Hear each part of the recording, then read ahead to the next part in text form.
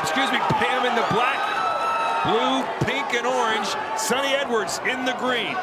In the neon green, if you notice, he's emphasizing the war in Edwards. Beautiful. And you can see early on, massive reach advantage for Bam Rodriguez. 7-inch reach advantage coming into this fight. They want him using that jab early and often, and they want him targeting the body with that jab. But he has to be careful here, Bam, that he doesn't get too close, because he knows he's going to be a hard target to hit Sonny Edwards. So you might want to get a little bit too close and then negate that reach. Well, reach is going to be key in this fight because Bam, I mean, both of these fighters are pretty similar in height, but the reach is 7 inches in favor of Bam Rodriguez. Right, let's go. So that jab's going to be a factor. Good little feint there from Sonny Edwards. Just testing up the reaction there, Rodriguez. Can Bam test Sonny's chin? And frankly, can Sonny test Jesse Rodriguez's broken jaw?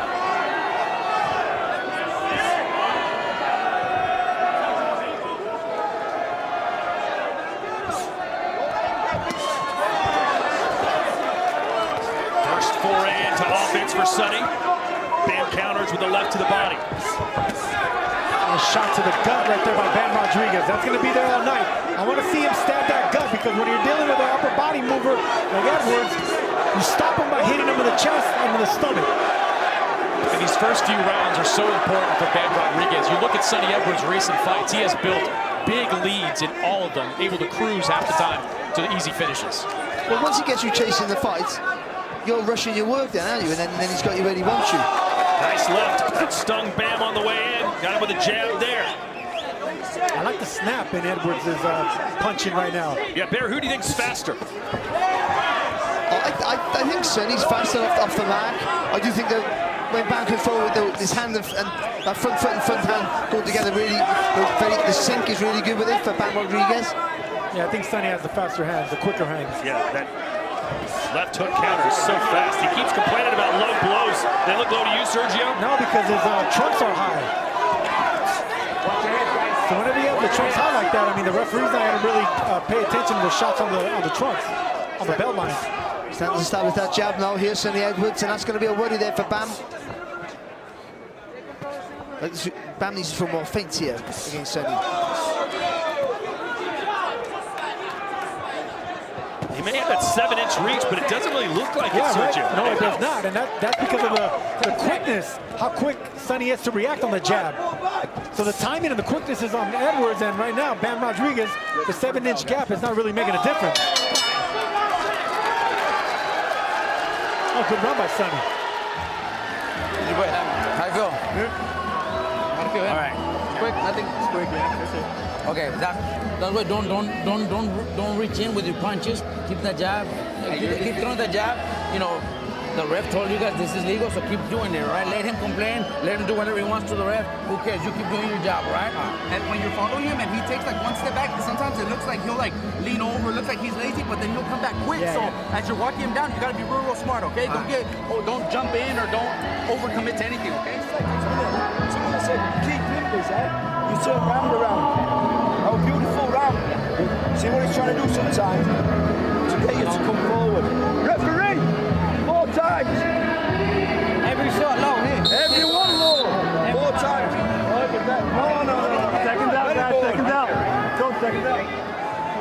If every round looks like that, Chris, these scorecards could be all over the place. You can tell right away, and you knew this coming in, this was going to be a very difficult fight to score. It was always going to be a chess match, especially in these early rounds.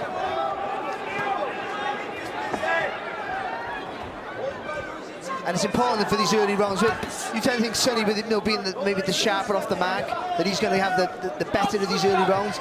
But Bam's got to make him work hard. That's the whole point. Yeah, good body shot from Bam. And then a right hand on the inside. You know, it's interesting, we're not seeing Sonny move quite as much or in quite the same way we've seen him move in past fights. A lot of times in previous fights, he gives you a lot of lateral movement, using the entirety of the ring. Now, seems content at the moment to operate out of the center of it. No, I think he wants to get respect with the counter shot right now. That's why he's flat-footed right now. He wants to get as much power and pop behind a counter. So Edwards is looking for respect with a counter punch. And he doesn't want Bam to get that forward momentum. No, if Bam can chase you, he gets that slide. He slides forward, he gets that rhythm in his work. So he doesn't want to give him that advantage. And if you notice, Barry, Bam's not really doubling the jabs right now because he sees that Sonny's waiting to counter a lazy jab, just like he did right there, Sonny with the check hook. Bam targeting the body in this round. I think he's had a good round so far, me, for Bam. A good shot to the body right there, but the check hook by Sonny. It's back and forth. Right hand from Sonny. Look at the left eye of Sonny Edwards. Yeah, big mouse there. You're right, that was way low, but that could be a real issue for Edwards. Oh, that eye is going to get ugly quick. Oh, good jab. Lovely jab there from Bam. I hope they've got the end swell ready to go in the corner, Barry. That's a real problem for a man who needs that vision to react. You guys know when you're a fighter and you see that mouse in the eye, it becomes the target that you aim at all night long. It's a bullseye for that right jab, that snappy jab of Bam Rodriguez, and that's what caused it right there, because you can see that Bam continues going for that eye with that right jab. There it is right there, popping it.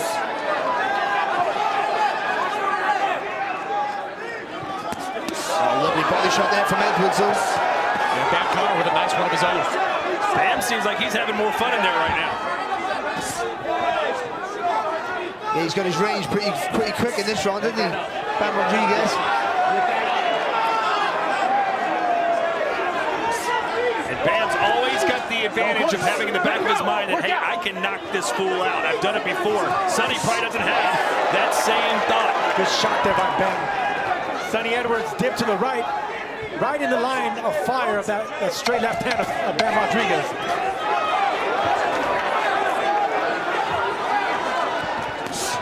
Much better round here by Bam Rodriguez. Yeah, just see him there. He landed with a shot, skipped all the distance. That was a really good round there for Bam. Jamie Shelton in the corner there, going right to work on the eye.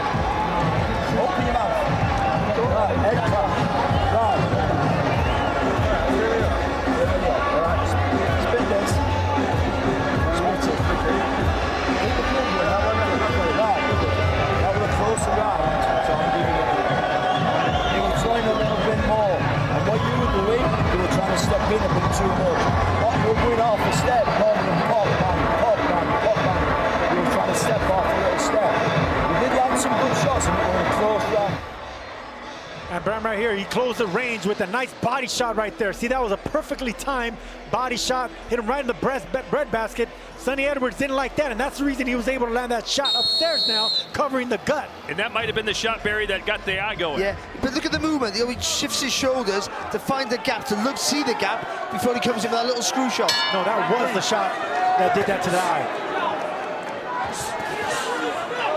Sonny coming out aggressive here in round 3. That may be the first time he thinks he's lost a round in a few fights. We lost some rounds in previous fights. They just usually happen much later in them. Does he want to punch with that? Oh, there's a right hand that connected for Bam. Sonny gets his come up its back though. What are you trying to punch with, Bam? You got to go first and third. You punch, let him go, and then counter off it. Yeah, Sonny's trying to check hook that power jab, that sledgehammer jab of Bam. That's not going to be enough. I think you should try to bait that jab and counter that jab with your own.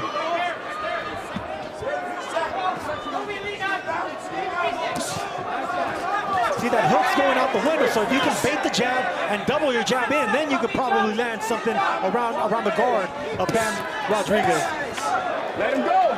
Sonny told Bam this week, he said, man, you never wanted to fight me. We had to beg you and bait you into this fight. And Bam said, what are you talking about? I called you out after I broke my jaw, for goodness sake.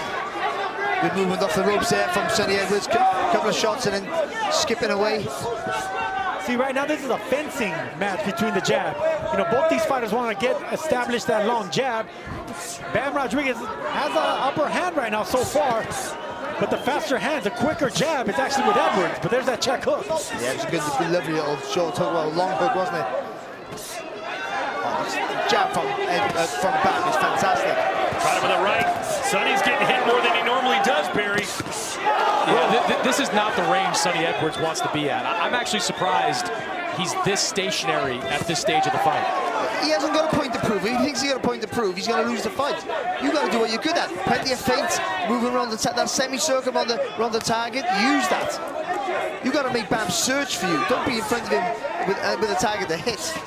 And that's what we've seen a lot, Barry. I mean, I went back and watched the Felix Alvarado fight this morning. Great movement from Sonny in those early rounds. Really spent the first 6 on his bike. Work out, guys, work out. I like the way that Sonny's fighting in the inside right there. The ref telling him to work out, and Bam making it, or excuse me, Jesse, Sonny trying to make it ugly.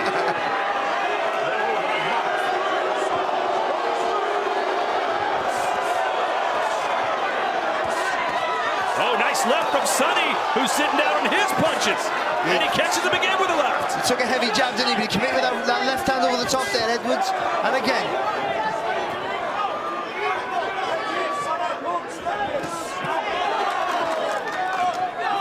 He's, like you said, Barry, now he's starting to be first more often, Sonny. Good footwork there, though, from Bam Rodriguez, not allowing Edwards any momentum in that little attack. Good scrap so far. A little more physical, perhaps, than we thought. No, like you guys thought. I thought he was going to get physical. Sonny needed to get respect early. That's right. Deep breath. Keep using that jab. Keep that reach. Every time you get on the inside, go attack the body, man. With the left hand, that left uppercut to the center of the stomach. Move your head right after and step around. And be smart on the inside because he's getting dirty. He's trying to fucking hit you while you're holding and stuff. As soon as he holds, pull him towards you and try to like bring him down. Don't let him fucking hold you and throw and shit. And this is Sonny right here. Look at straight jab down the pipe. Back comes Sonny Edwards with a counter to the body shot. And that's a nice punch right there. Overhand right to the right side of Bam Rodriguez's jaw. But also the jab was another hard round to score winner because the jab was really good from Bam Rodriguez, especially in the early part of that round. Yeah, good shots by Sonny over the top.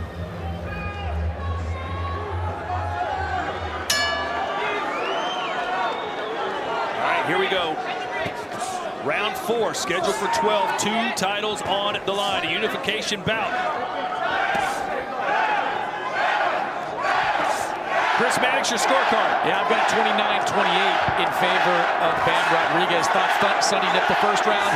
Bam clearly won the second. And to Barry's point, I thought the strength of Bam's jab in that third round was enough to edge another very competitive round.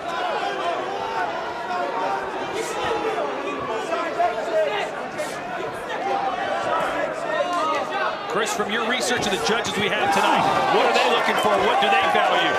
It's hard to say what they value. It is a pretty solid judging panel. As you see Bam push the ground. A very experienced panel represented by multiple countries. There was a straight left hand that landed by Sonny Edwards. A big left hand that landed before he went down.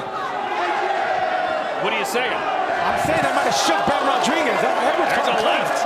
And a smile from Sonny, who thinks he's starting to get a little better at these exchanges. I tell you what he thinks. He thinks he has to do a bit more. You can see it. And it's not a panic in Edwards, but you can feel the sense that he has to be a little bit more aggressive than usual. Well, we've heard Sonny on commentary. He has a brilliant boxing mind, so he has to know, at least better than most, whether he's won a round or lost a round if he's honest with himself. That was nice from Bam there, just sitting back on the back foot. That's good. See, that's what I want to see more of Bam of, right? Just concentrate on the body. And that's what they told him in the corner as well. Aim at the breadbasket, the center. It's not going to move. Ooh. Nice shot with the left by Sonny. Yeah, he just switched southpaw, didn't he? Switched stance and then fight there. It is again, that left hand from Edwards. You know, when people criticize Sonny's power, he often says, don't look at my knockout percentage. Come to my gym sometime and watch me spar. My sparring sessions are absolute wars. He really believes in his punching power, even though it's not translated to knockouts. That left caught him clean, and a lot of those spars happened with his brother, Charlie Edwards. Charlie went to the gym first. He was older. His dad said, you can't go boxing until you're 9. So he watched his brother Charlie. Finally, when he turned 9, he could start boxing himself. Been a good round here for Edwards, hasn't it? Yeah, it is. I think he's had the last 2 rounds have been pretty good for Sonny Edwards. Don't hit him. Stop. Watch back and head, brother. Come on. Step back. Box. There's a reason Bam's not coming in the front door like he normally does. You know, he can't get the angles because Edwards keeps moving. But why doesn't he double and triple lean jab? Why is he throwing that straight left hand to the breadbasket? There it was, countered by Sonny. And that's the reason why he's not doing it. Anytime Sonny gets an opportunity, he's throwing his own straight right. Everybody's struggling, so you've got to keep yourself from that. I know it's a good game. It's the mental battle of staying up. Knows when you land. Don't get alright? That's when a mistake you put. Alright? Boxing fucking brilliant. Getting good work south. That was another round. Alright? Alright?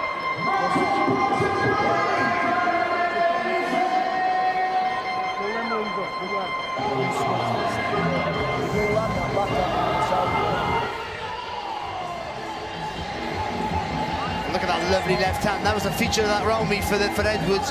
Every time he committed with that left hand over the top, he landed with it. And I think he needed to pull a round back, and he had a really good fourth round there, Sonny Edwards. You know, you saw Sonny Edwards standing between rounds. That's something you'll see all night. He doesn't use a stool in his fights. His amateur coach believed it was better for his legs to stand between rounds. So Sonny has been working that way his entire pro career. Good left there for Bam. I got to spend a lot of time with Sonny a couple months ago. And he told me he wakes up, works out, eats, plays video games, works out, eats, plays video games, and works out. That's his schedule. Sounds like my schedule. Except for the workout part. Oh, nice fast reaction there from Sonny Edwards. Sonny turning southpaw right there.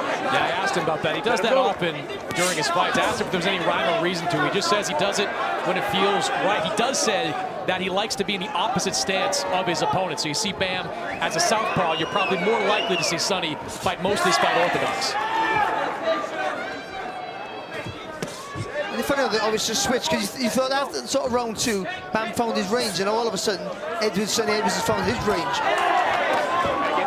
I do find switching, Barry, highly dangerous for everybody not named Terrence Crawford.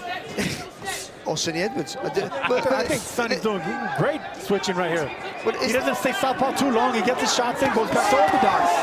But when you do it close to the target, that transition period, you're square for a second, and that's where you can be hurt and hit. Sonny making it rough, making it dirty in there. That's what they told Bam Rodriguez in his corner that he was going to do. Nice job in the corner, by the way, on the eye of Sonny Edwards. It seems to have actually gotten better. Ooh, good shot. Lovely shot. Big smile on the face of Edwards there as well. Whoa, nice counter left. Sonny now just A to right. This thing's heating up. Bam, starting to get inside. He felt that little shot there, Edwards.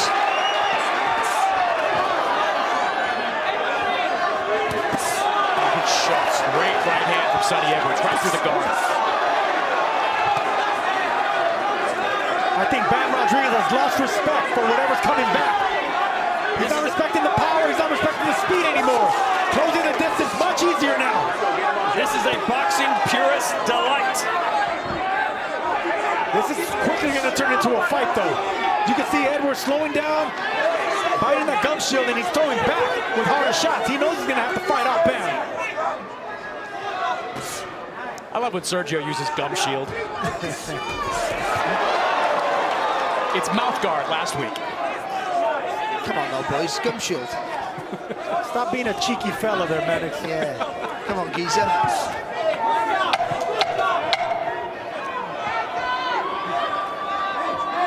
Well, another close round between two masters of their craft.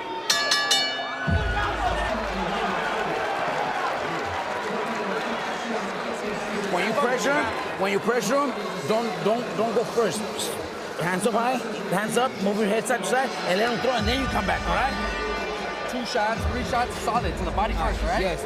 After he throws, after you block, all right? Make sure you block and then you throw, right? When you follow him, got him in the ropes, block, and then throw, okay? Good. Feel good? Yeah. Get on, budget. 6.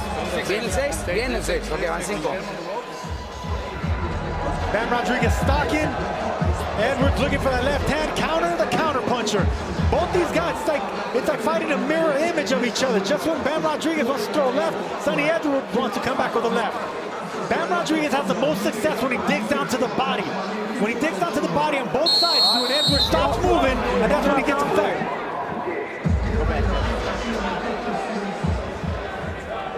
Ask Sonny, so what happens in a fight when you get tired? He says, I don't get tired. But you know what tires you out? Taking punches. And missing punches. Missing. Two things I never really... Bam caught him off balance, and now Sonny's sitting down throwing bombs. But that's the... He got hurt there, Sonny. That's the fight to him. He got hurt. His first reaction was to fire back. I think Sonny tried to move to his left without stepping. He didn't try to pivot. So that's why he got caught by Bam Rodriguez. Against the southpaw, if you're not going to step to the left, you're not going to pivot right. You're going to be in the line of fire of the right hook of the southpaw. Let's check in with Chris Mannix. Robert, how do you feel about what you're seeing so far? It's a good fight. Sonny's fighting a good fight, but I think Bam is controlling with the power punches, little by little. Jab is doing really well. So, it's just, a matter of time, round by round. What do you want to see Bam doing over these next couple of rounds? This is the jab, block, and counter. Block, and counter. Thanks, Robert. I love that Robert, the first thing he said, he basically showed respect for what Sonny was doing. Yeah, well, he's doing really well, but I think he's got a point, especially in that last round. You've got to sort of think the weight of the shots of Rodriguez is maybe going to give him the nod in some of the close rounds. But Sonny's landing with some good shots as well. Good counter shot to the body by Bam Rodriguez. Look at that. Take it down. Good right hook. Bam goes low, Sonny goes high. Yeah, but down is going to be... It's going to be a better investment going downstairs to the body for Bam Rodriguez. Oh, look at this. Fantastic stuff. Sonny says if he wins, he wants Chocolatito. I wonder what he's thinking as he watches this from Nicaragua. Okay, that was low right there on Bam. That one was low. Now there's a cut under the left eye of Sonny. Oh, good jab there from Rodriguez. Really good.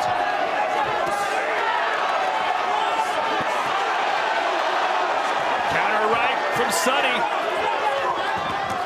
This thing is really physical. I gotta tell you, I've watched a lot of Sonny Edwards fights the last couple of weeks. I am really surprised that it has devolved into this. I am not. Like I said, that's the fight that he needed to fight, Chris. I'm telling you. And that's why Bam's respecting him on his way in. He's catching him with hooks just like that.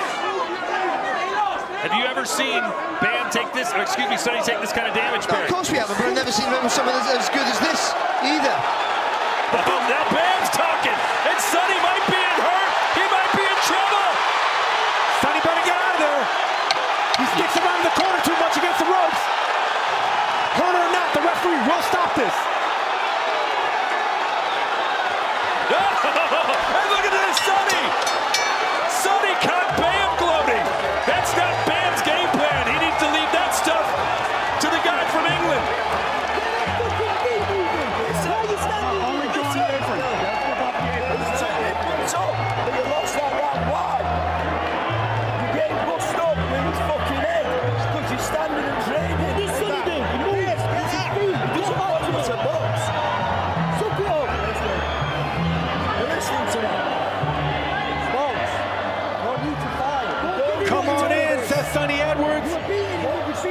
Bam Rodriguez obliges, coming straight forward, looking, penetrating, piercing the guard of Sonny Edwards right there. See right there, slow motion, nothing's done really cleanly, but nothing's coming back. 8, 9, 10 punches unanswered. Until this, Barry. He's just showing the true fight it is, this Sonny Edwards. Every time he gets hurt or hit with a combination of punches, he has to respond, and he responds with grit. And I'll tell you what, man, this is exactly when Sonny Edwards should use the stool and save some life. He's still standing up in the corner. Chris, a lot of people thought this would be like a slap and tickle kind of fight. Two guys just boxing till the end. It has not been that at all. No, I believe this was going to be a fight that was going to be maybe a little bit boring, or a lot boring, especially in the first half of it, but thanks to the strategy employed by Sonny Edwards, it's turned to a terrific fight. Look, man, pure boxers, when forced, they're forced to show their heart. You know, some of the best pit boxers, Pernell Whitaker can take a big punch. Hector Camacho wasn't a puncher, but he can go down and fight. There's a lot of fighters that can actually grit down and just show you that they're not just boxers, they're fighters as well. Sonny's doing that. He's swinging at ghosts right now as we look at Chris Mannix's scorecard. Yeah, 58-56 in favor of Bam Rodriguez. Gave him the last 2 rounds. Had really strong finishes to both. So right now, Bam Rodriguez starting to build a little bit of a lead on my scorecard. And you wonder how Edwards' face is going to hold up. Swelling under the left eye, a cut now on the right eye as well. And I'll tell you what, it's the jab that's doing all that damage. All that damage is from that right hand of Bam Rodriguez. Again, he gets called 2 good shots, Edwards, and he comes back with this little combination.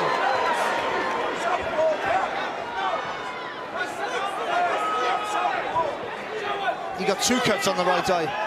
As well, I think there's one under, one over there, Sonny Edwards. For those of you in the UK who stayed up late and thought this fight might put you to sleep, you don't need coffee or tea. Thank you.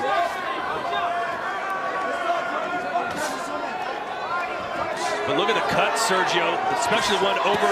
Oh, he caught him with a straight left. Good shot, that hurt, that rocked Sonny Edwards right there. Sonny's hurt. He got him caught on a turn, didn't he? Switching southpaw. Yes, he did.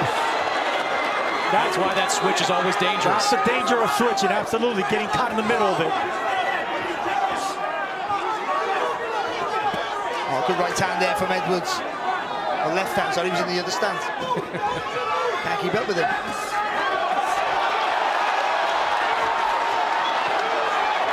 Now Sonny trying to work Bam as he's in an awkward position in the corner. And now Bam holding on.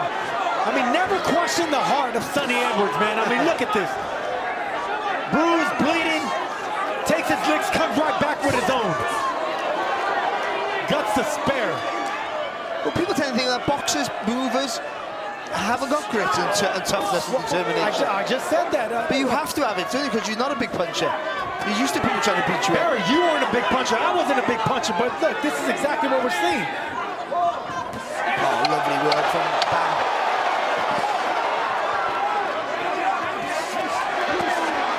Oh, Bam sitting down on those power punches. Bam swinging away with power, Sonny rolling with those big punches. A lot of work to be done in the corner of Edwards.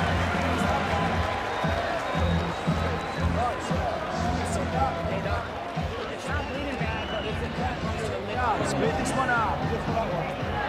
Hey. This is what you've got to show me how to do it now. Right. Listen, can you look? Listen, look. Listen. He knows when you get off your jab, I'm just going to look over there. He knows why you're getting hit after. You're landing, then you're not moving your feet. I want you to swallow this one, please, for me. Alright? When you land, Sonny, you've got to move your feet twice after. You know, it's like we said in camp, what you're doing, you're punching them, holding them, waiting. Beautiful shot. 1-2. Easy as it gets for Sonny Edwards right there. But Bam Rodriguez continues stalking. Quick look by the doctor in that corner at the cuts under the left eye of Sonny Edwards, but immediately allowed to continue. Hey, this fight is flying by. We're in round 8. Well, there was a fear about this fight that Bam was going to be the one coming forward, true, good shot. But there was going to be the weight in his shots was going to outdo the punches of Sonny Edwards. But Sonny could plenty of punches on his punches also. Well, but then again, Barry, look at the face of Sonny and the face of Bam. Oh, it's lovely there from Bam. A little fake with the jab fully through that left hand and in the body work. Yeah, these have been withering body shots from Bam Rodriguez.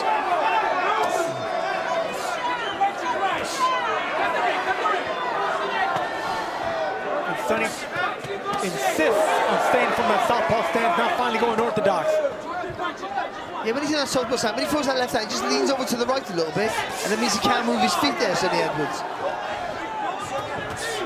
Good shot. Some inside fighting now. Sonny trying to bull his way in. That was a heavy foot feint by Edwards. It didn't fool anybody.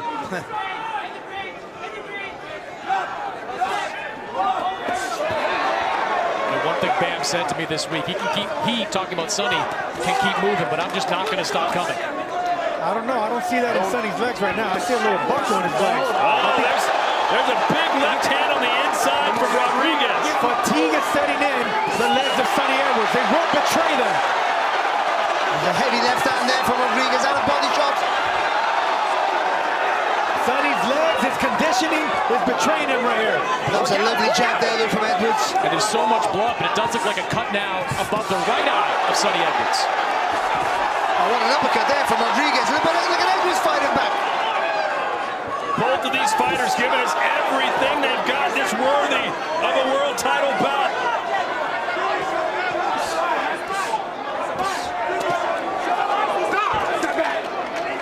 Sergio, if you were in Sonny's corner right now, what's your advice for him? Stay off the ropes. Keep the fight in the middle of the ring. Fight in circles. Because right now he doesn't have the legs to be back in a straight line. Fight in circles, whether it's to your left or to your right. Well, Sergio, if he doesn't have the legs to fight in a straight line, I just don't think he has the legs to fight in a circle anymore. Well, he has to clinch and back him up. He's not getting out of the way of these punches. And if you let Bam tee off on you, it's going to be a short night. I thought I was going to be mesmerized by their boxing beauty, both boxing skills, and we've had a war. Well, that's a good body shot from Sonny. Sonny's not moving, Barry. Lovely combination there from Edwards. Finish the round from Rodriguez to finish the round.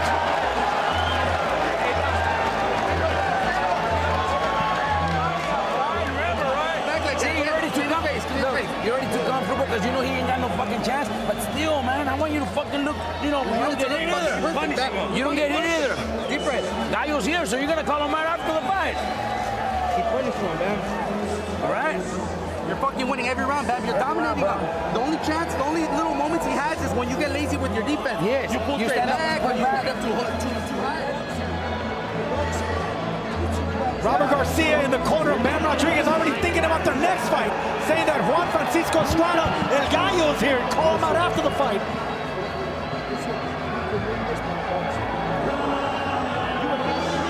And Sonny Edwards still not sitting down. I just think that's a bad idea if his legs are failing him. The doctor was in the corner of Sonny Edwards taking a good look. I mean, excuse me, Bam's corner. I was like, you might want to look at Sonny's. Look at that uppercut. And now they're going to take a look.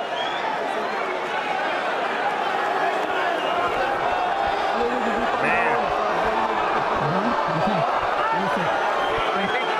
Looks like he's been in a car crash.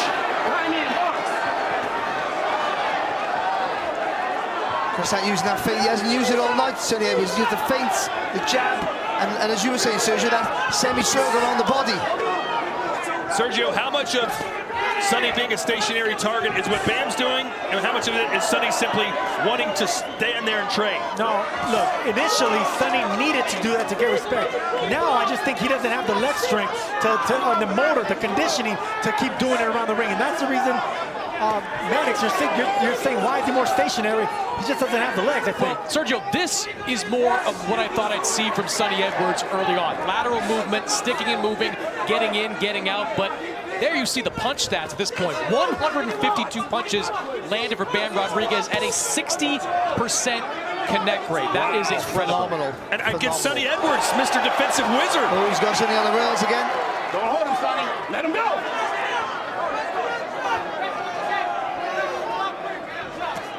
Bam Rodriguez, who's had so many great performances, this may be his best yet. Yeah, it is. And this is coming off a broken jaw performance.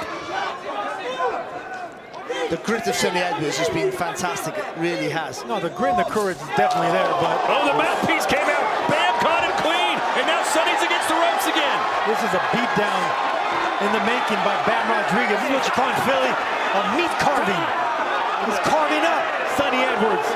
They both threw punches at the same time there, but the right hand of Rodriguez got there first. See Bam Rodriguez looking down at our ringside position, giving the "you don't want no more" look to us. Yeah, he said it's over.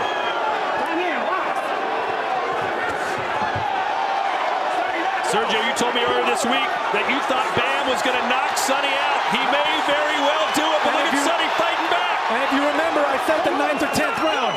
Todd, Don't do that.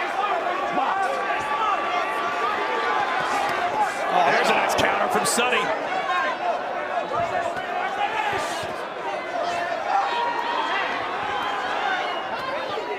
No, stop. I tell you something though, he's not going to quit, is he? That's what he's shown here, Sonny. He's not going to quit.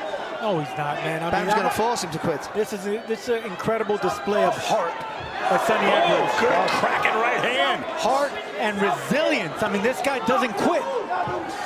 He's still looking for that right shot. He's still looking for that left straight hand, catching Bam coming in. Yeah, but Sonny can't trade 1 for 1 anymore, can he? Well, No. that's his only. No, you can, but that's his only hope. Oh, look at this. Bam's walking him down though, isn't he? Because Bam's not respecting anything coming in, so you have to load up on one shot. Every time he hits Sonny in the face, the blood spurts off him. Really does. If Bam doesn't stop Sonny, the doctors may do it themselves. Yeah, there's way too much time left. We haven't even entered the championship rounds.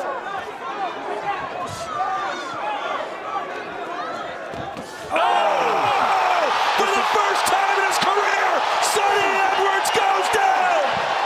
Face first, gone down, but they're still fighting his eye. He's still getting up. You good? Come to me. You want to go? Yeah. They better stop this fight. That will do it for the round, but Sonny stumbles to his corner. They have the towel in the hand of Sonny Edwards' corner, ready to go. Where's the stool? The stool hasn't been there the entire fight. And we talked about this a few rounds ago. They're going to wave it off. And that's it! Bam Rodriguez, the king of the flyweights! That was a beatdown that Bam Rodriguez just put on the undefeated champ in Sonny Edwards. In boxing, the old guard versus the new one, the fading warrior versus the young lion in front of a raucous crowd. Can Juan Francisco Estrada turn back the clock and add another big name to his Hall of Fame resume? Or will Bam Rodriguez add another legend to his? We've got 12 rounds to find out. Round 1 box.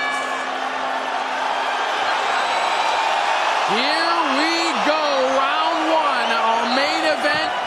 Juan Francisco Estrada, Bam Rodriguez, the Ring Magazine Super Flyweight title on the line.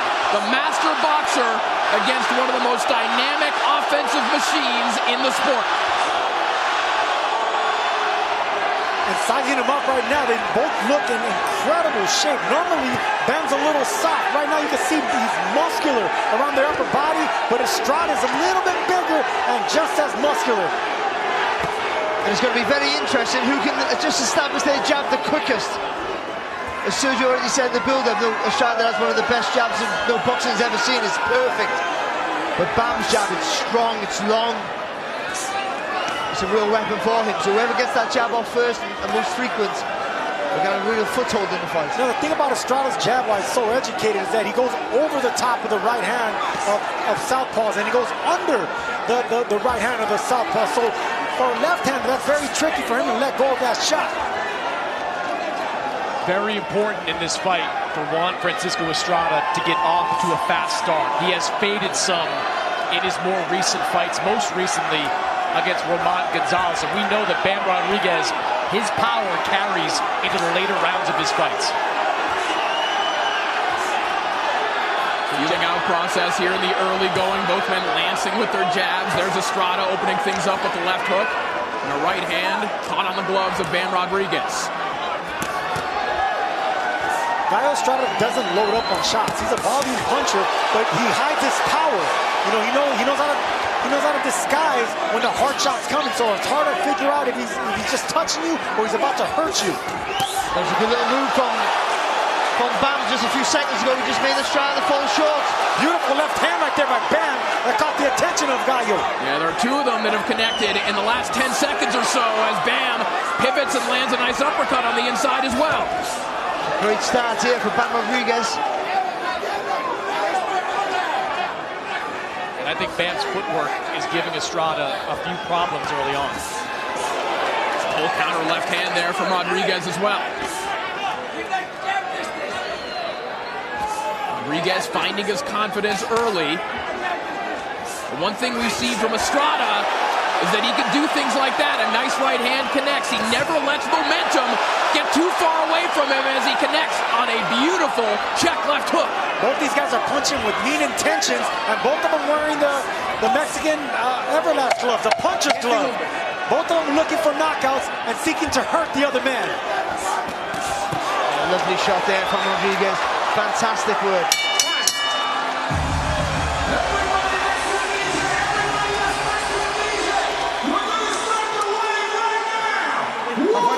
Bueno, vamos a hacer esto. Este es el primer asalto. Dame vaselina. Mira. Ahorita te voy a quitar los mocos. Dame chance. Dame la toalla. Ok, va. Bueno, oye. Look, listen. Sigue. Ale, estás aquí, saca la pena. Dale la pinta esta para la derecha. You gotta throw the feint and then you gotta go around the guard with the left hook and that straight right hand. Está girando de ópera la verga. And look for that uppercut. Bend your knees, look for that uppercut. ¿Cómo lo sentiste cuando empezó con los pies? Beautiful shot right there by Bam Rodriguez, stepping back, making Gallo fall off balance and coming up with that uppercut. Very sneaky footwork, and like Chris Mannix said, the footwork's going to be key, and that's actually what caught Estrada off guard. But you can look for the veteran to make adjustments in the second round. Round 2 underway, and adjustments are the key to El Gallo's game. But interesting, even in a one-round scenario there, guys, it's usually Estrada who makes guys fall short and counters them. Seeing Bam do that, a little bit surprising there in the opening round. And you know what it was, Corey? It's a foot feints. There's slight foot feints by Bam. You know, he hasn't really shown you all that he has to do with his footwork because he's been a little bit more stationary and flat-footed to get more power. And I think that's what got the respect of Gallo. And he's taking, as we thought he would, he's taking the center of that ring, and at the minute he's been the more aggressive, he's dictating the pace, but being aware that he knows Estrada will fire back. So always just making sure he got a bit more weight on that back foot so he can lean out of distance. Sergio, we talked about the movement of Estrada being a weapon for him. He's a lot more flat-footed early on in this fight than I expected him to be.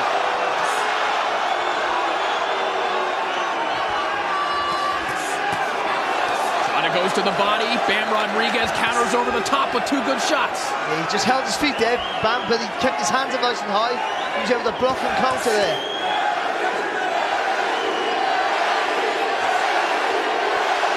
Rodriguez thus far consistently countering Estrada when he tries to go to the body with that right hand. Bam Rodriguez is being the aggressor and countering off the front foot. I mean, that takes a lot of athleticism, a lot of confidence, but it starts with those feints that Bam's doing right there. Estrada can't catch on, and that's the reason Bam is beating him to the punch. Not far off with that shot there, Bam. Estrada just missed with a right hand at the same time, but there's Bam coming over the top with a nice right hook.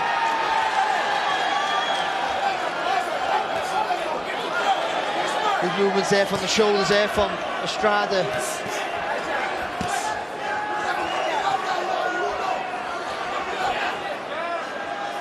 Estrada's the naturally bigger fighter. He's been at 115 a whole lot longer, but it's Bam that started his career under 108, pushing back the bigger man and getting the respect as a stronger fighter in there so far. And that's because of the accuracy of Bam's punches and the fact that he punches you from angles as well. Just like that. There's the first angle we saw. That is vintage Bam. I say vintage, he's only a young man, but that's what he does so well. Nice uppercut there from Rodriguez. Estrada not finding the distance that he typically can operate at. Not the same bounce in the step of El Gallo right now. But there's a right hand that breaks through from the champion. If something's going to change the trajectory of this fight, it's going to be a right hand by Estrada, because right now it's just too quick, too slick. Rodriguez is firing from every angle. The confidence is through the roof. A little bit of swelling developing underneath the right eye of Estrada as well. That'll do it for round 2.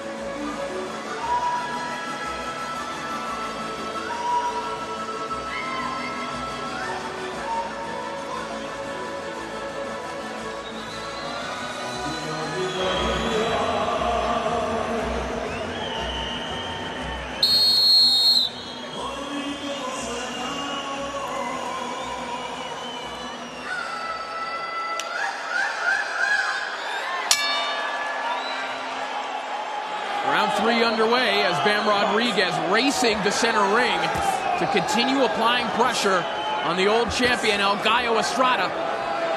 He looked pretty relaxed in his corner. Certainly this is a situation he's been in many, many times in his pro career. As a nice right hook connects from Rodriguez a moment ago. This is a scary version of Bam. I mean, I'm telling you, this is a 24-year-old that's not even in his physical peak and man strength, and already pushing back on legend like Gallo and making him respect him at his turns. This really is incredible to watch. Making him miss. What Estrada does so well is when you throw first, he makes you miss, then he fires back. And he barely makes you miss by an inch or two. It's not like he steps out of range like a lot of southpaws do. He stays in the pocket, barely makes you miss, and makes you pay. Nice shot there from Bam Rodriguez, and El Gallo was hurt. Gallo's hurt. Another uppercut from Bam. It was a right hook right to the temple, the left side of the temple of Estrada. But it was the feet that did it. He moved around the target to the left, and he threw it from an angle he couldn't see there, Estrada. It's always the angles and it's always the footwork that baffles opponents when they're fighting Bam. But look at the recuperative abilities of the old champion. Estrada trying to weather the storm. Plenty of time for Bam Rodriguez to work with, and he is showing tremendous patience here, considering the situation. No, I think Estrada's still buzzed. I don't like the way his knees are buckling when he misses, and you see the bounce. The strength is not there in his legs right now. Yeah, but good little 1-2 there though off Estrada. Estrada's punching out of instinct and courage, but right now the legs aren't under the man. Yeah, you're right, Sergio. That lead leg in particular looking a little wobbly right now. That jab's fantastic. It's so long, isn't it? That's what gets him. They can't get the distance.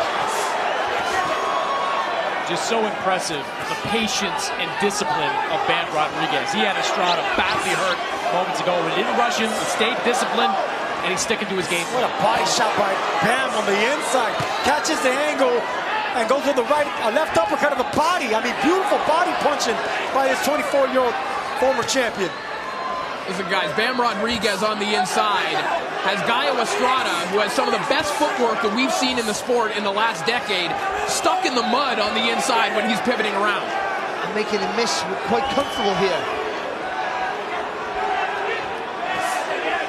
So effortless is Rodriguez on his feet. It looks like he's on skates, but he's just peppering you away any chance he gets. What a round for Bam Rodriguez.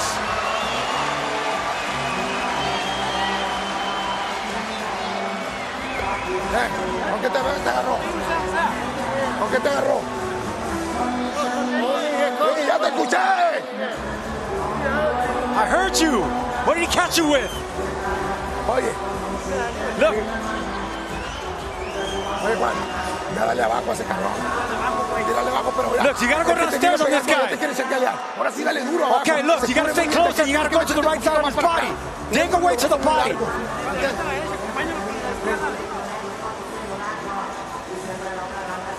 And here's the shot. Beautiful angle.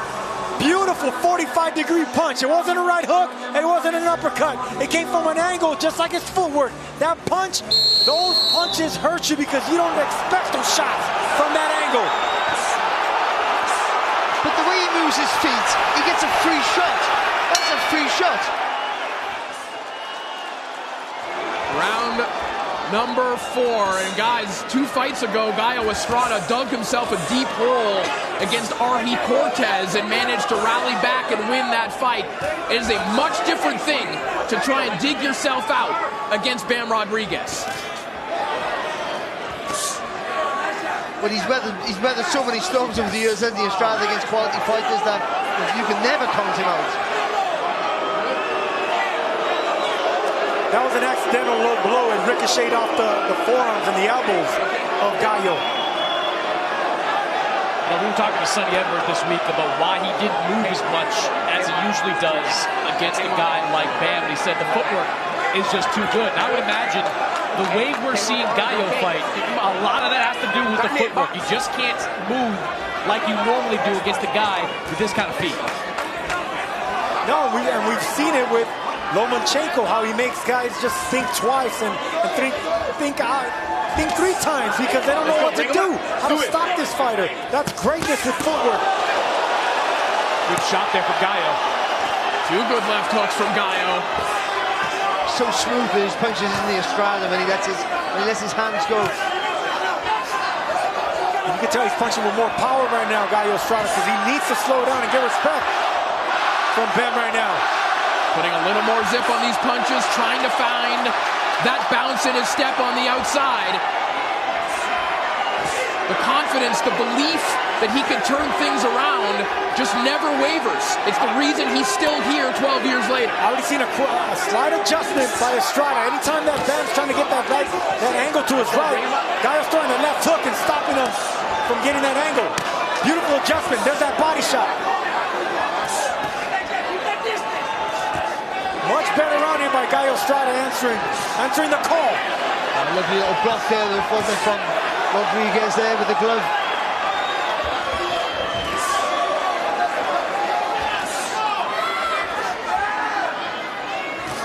That right hand has got the respect of Bam this round. That right hand a moment ago just bounced off the forehead of Bam Rodriguez, but Bam comes back with a nice short left hand. There's some good rhythms in his work here, Estrada. Bam just pot shotting at the minute.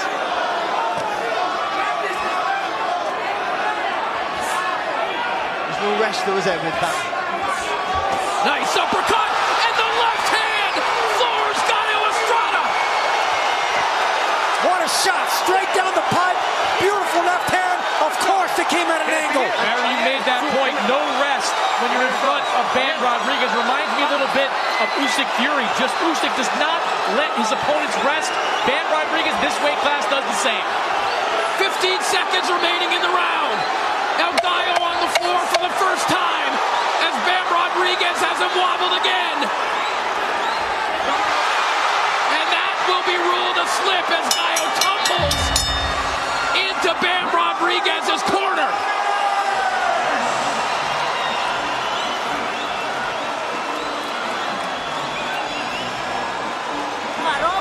Sí, no, está bien.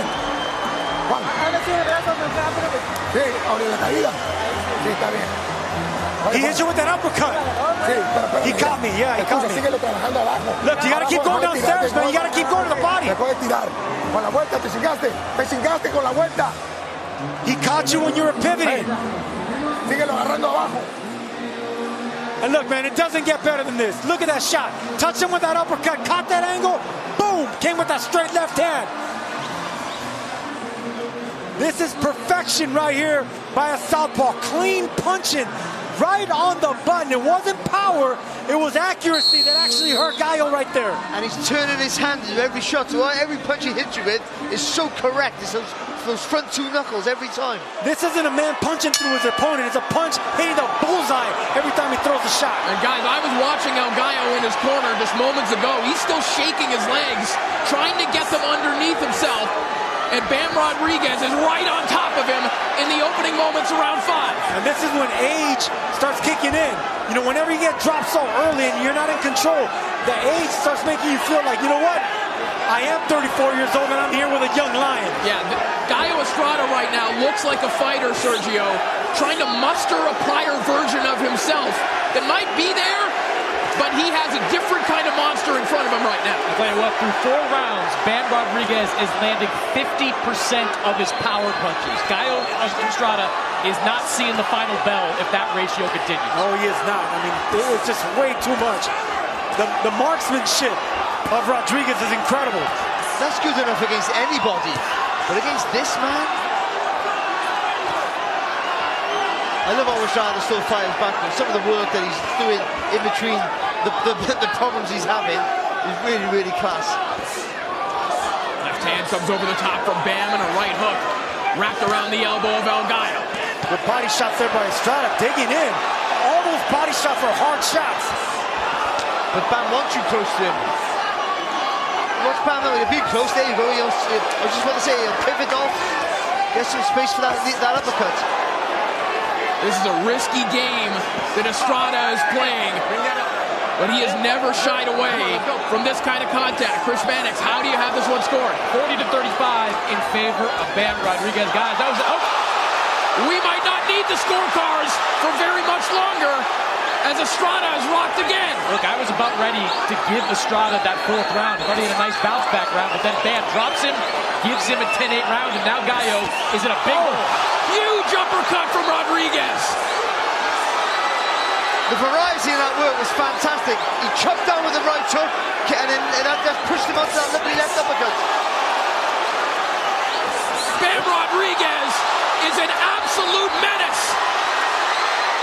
We call this young champion a young lion. Forget that, man. We're seeing the changing of the guard in the flyweight division. There's a beast in Bam Rodriguez. Look how poised and controlled he is. Nothing's rushed with him.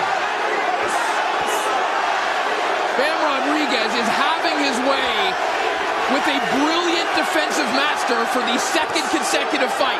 If you look at Estrada there, they're just trying to get that muscle memory back, trying to land with some good shots here. But Bam's just walking through them. Patiently walking through them and dissecting a giant and a legend like Estrada. Oh, look at that. That's just beautiful. Absolutely beautiful. Brilliance from Bam Rodriguez.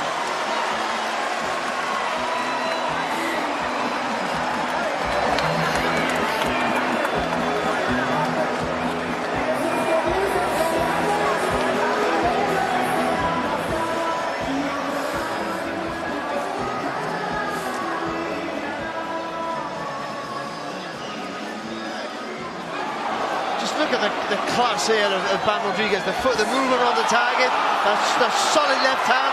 But once he lands with a good shot, he doesn't rush his work. He walks down Estrada, trying to pick every shot so he can land clean and often. It's only the toughness, durability that Estrada's shown throughout his career that kept him on his feet. You know, Estrada spent a lot of time the last few months kind of marginalizing the wins of Bam Rodriguez, saying they came against faded versions of Quadras and Sor Rungvisai. I wonder now, as we approach the midway point of this fight, if he's changed his mind.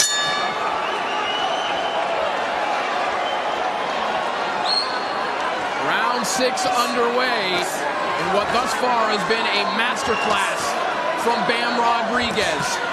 Hard right hand by Estrada, and down goes Bam! Are you kidding me? Never count out an old legend. They always have that one last great fight. Down goes Bam with the right hand. Unbelievable. He didn't even load up to the Estrada. Didn't even, just a nice smooth 1-2. Gallo never loads up. He hurts you with timing. Now this is the fight we thought we would see. Old great young lion, a potential fight of the year. This is what we wanted. A pound-for-pound collision between two greats. And looks like Estrada has said, forget the game plan of moving around. Let's just slug it out. Bam Rodriguez hitting the canvas here in round 6 as he fires back with a left hand. This fight looked like it was totally getting away from El Gallo. Oh, good job. Look at that. That was just beautiful. A little dip and then a left hand over the top. This ain't chest-to-chest Mexican roar. I say it all the time. This is new school Mexican-style power boxing. Just beautiful stuff when we're watching here. That right-hand jab of Bam is so hard. Rodriguez recovering well from that right-hand knockdown as he rips a body shot, but back comes Estrada with those right hands. Estrada trying to get that lead uppercut working again, a hallmark of his career. He's been looking for that left uppercut, but that left uppercut actually makes him vulnerable to the left hook of Estrada, and that's what Estrada's looking for. Yeah, that right hand's been the weapon for him, hasn't it, this round, Estrada? Huge uppercut from Bam. Big right hook by Estrada. He's punching with the young fighter now. He knows he can't compete with the speed and footwork, so now he's punching in between the shots. A sly veteran in Estrada. Lovely combination there, though, back there from Rodriguez. Estrada going toe-to-toe with the young lion, with one of the sport's most dangerous punchers, and he's had him on the canvas here in round 6. Even there, he did everything right there, Estrada, to get off the ropes, and he still got caught.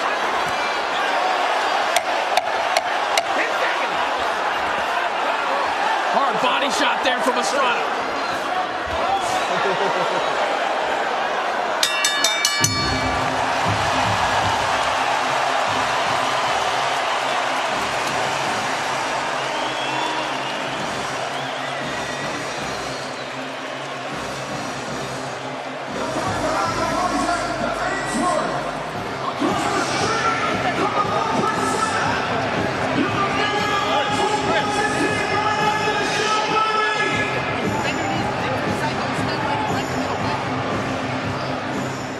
Under a bit of pressure there, Estrada, then all of a sudden, out of nowhere, just a lovely 1-2.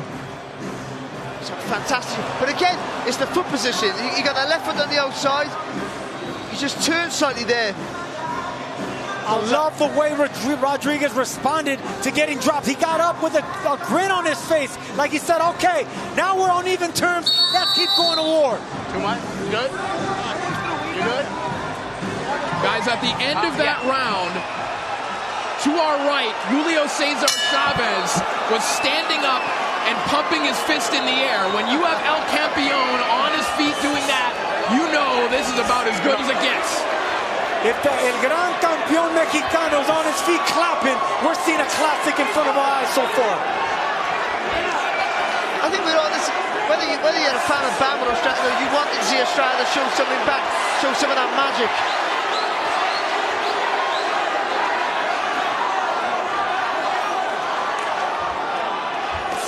As you pointed out, Sergio, credit to Bam Rodriguez for the way he bounced back in that round. And if you took that knockdown away in that round, if you didn't see that, you look at that round a different way, I think. Yeah, sure. Estrada punching nicely right now, keeping Bam off him with straight shots. Everything's straight. From point A to point B, nothing coming around the guard right now. That's what's keeping Bam at bay.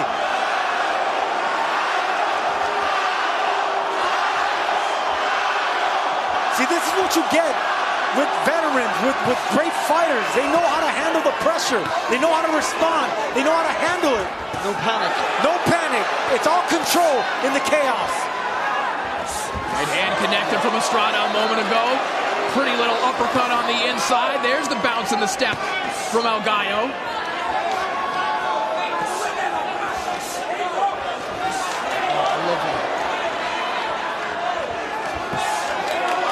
Again there from Bam there, just a little feint before a little nice little 1-2.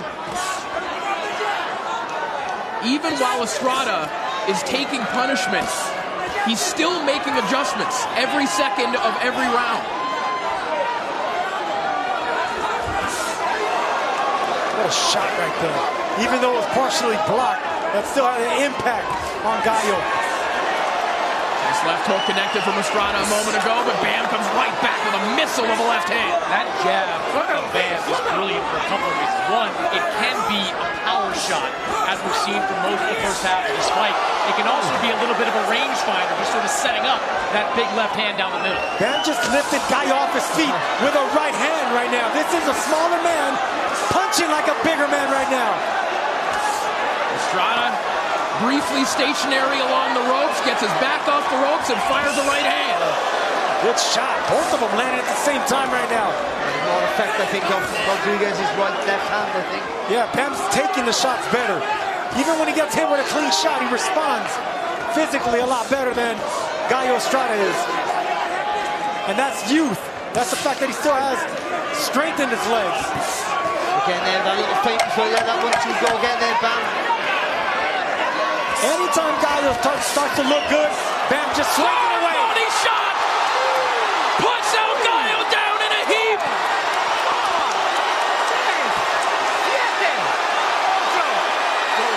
And he stands over the former king.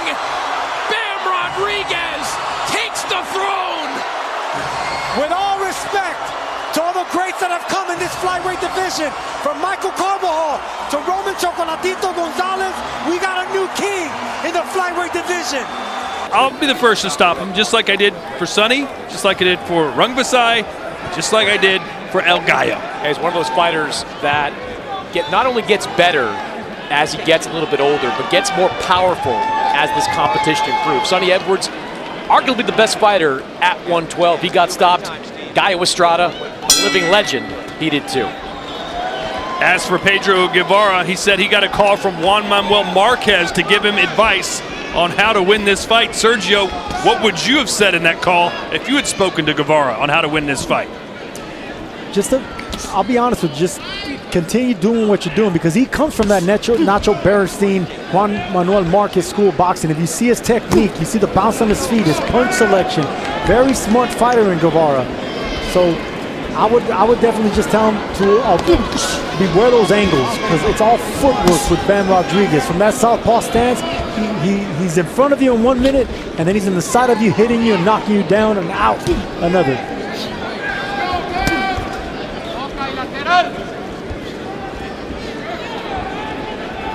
According to CompuBox, Bam Rodriguez has the best total connect, jab connect, and power connect percentages in the entire sport of boxing. Right now, a lot of foot pressure, a lot of presence being applied by Bam Rodriguez just by not letting Guevara, get comfortable around the ring. A lot of physical pressure being applied. You see the movement of Guevara, and that's a style I thought that Sonny Edwards might employ against Bam, that Gallo Estrada might employ, but both of them decided to stand, kind of in the middle of the ring with Rodriguez. And we asked them afterwards, it was because his footwork is so good. It's just difficult to maintain that type of movement against the fighter with this type of feet. See, Guevara has good footwork, but he keeps his hands high, nice technique. It's that left hand that I'm really impressed with. He throws an uppercut, a jab, a body shot, and he's always keeping you honest with that left hand. A lot of pressure being applied by Bam. I haven't seen this much pressure this early from Bam Rodriguez. He wants to impose his size advantage on Guevara. Guevara has taken part in 6 world title fights. This is his 7th, so plenty of experience on what to do and what not to do against elite competition. And that was a really good win for him against Andrew Maloney. To go to Perth, Australia to beat Maloney in his backyard, that says something. No, going to Australia to be an Australian champion, going to Japan to be a champion. This is a road warrior. So this is nothing new for him coming over here to the States and trying to take another champion. Asked Bam what style of fighter he preferred to face off against, a sticker and mover, a swarmer, a brawler. He said, I don't care. I just like different styles, different fights. I just want to be in the ring at all times. I love fighting. Right hand, he's complaining that's behind the head. It did affect Guevara. You can see the size advantage that Bam has over Guevara, so you could expect Guevara not to stand still too much and try to stay off them ropes.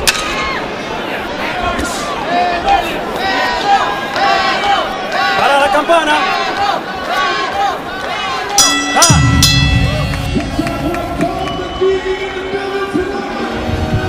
Go round. How you feel? See, at the end, you see that you're stunned a little. Watch. All you gotta be careful is when you come in, don't get too careless. This hand keep running because he's always gonna throw the right uppercut, right? That's what he's looking for, waiting for that right uppercut. Just be careful. They said that's what they're going to say about there. Try to move and try to survive. Try to catch you with something careless as you're coming in, all right? Just be smart as you're coming in. Keep giving them feints. That 1-2 right there at the end. Stun them. Make them miss, make them pay every time, right? In and out. That's what keep that half distance, right? Don't get too close. Don't need to that. Keep that half distance. That way you can counter easy, all right? Everything out of that reach. Everything out of that reach, all right? Let's go. Don't get careless, right? Don't get too confident either.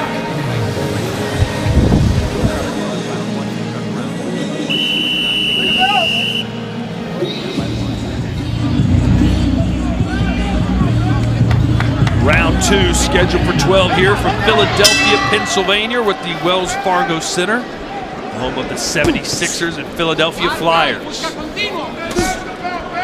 How are the 76ers this year, Chris? Very bad, Todd. How are they?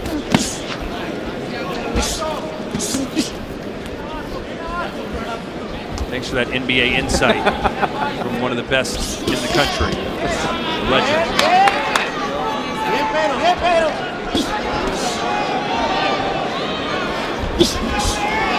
Trying to go downstairs was Guevara. Is that the area you'd focus on if you were fighting Bam, Sergio? I would definitely focus on the chest and the body of Bam Rodriguez, because what you don't want to do is start jabbing with him, because from a southpaw jab he has the advantage. With the faster feet he has that advantage to get you on an angle. So definitely concentrate on the body and try to keep him from moving away. Love that footwork from Bam Rodriguez, the kind of footwork we see from just a handful of fighters, the kind that Lomachenko kind of popularized over the last few years. Slick left uppercut. That's a beautiful left uppercut by Bam. He didn't put nothing behind it, and that's why it landed just a clean shot. Two good body shots landed by both fighters right now. Rodriguez went for the body, Guevara answered right back, which is what you're supposed to do in this game. You know, Bam has the ability to hurt you in so many different ways. Right now, you've seen back-to-back uppercuts, but that straight left hand that dropped Sonny Edwards and finished him off in their fight, that is powerful. Also goes to the body extremely well. That's how Pedro Estrada was knocked out. I mean, he just has the full array of tools in the toolbox offensively. I can already see that both these fighters are looking for uppercuts. Whoever lands first is going to get the respect. Maybe even hurt the other. Good left cross there from Bam Rodriguez. Interesting story about Pedro Guevara back in 2012 when he suffered his first career loss to John Rael Casimero, considered retirement. The good thing he didn't, because 2 years later he came back and won a world title, and now 12 years later he's in a marquee fight here against Bam Rodriguez. Good body shots being landed by both fighters, man. I'm telling you, anytime Guevara lands to the body, Bam gets it right back. But this is the type of fight he's going to have to be for Guevara to win. He can't stand still, can't be against the ropes. He's always going to have to be moving as a smaller fighter.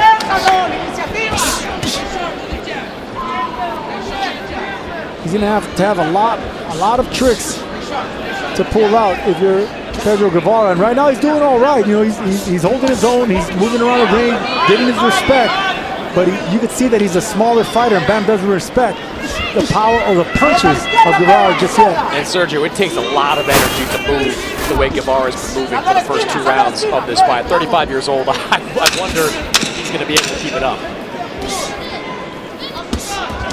Well, it's not moving out of desperation. Right now it's boxing, you know, so I think he's doing all right now in the first 2 rounds.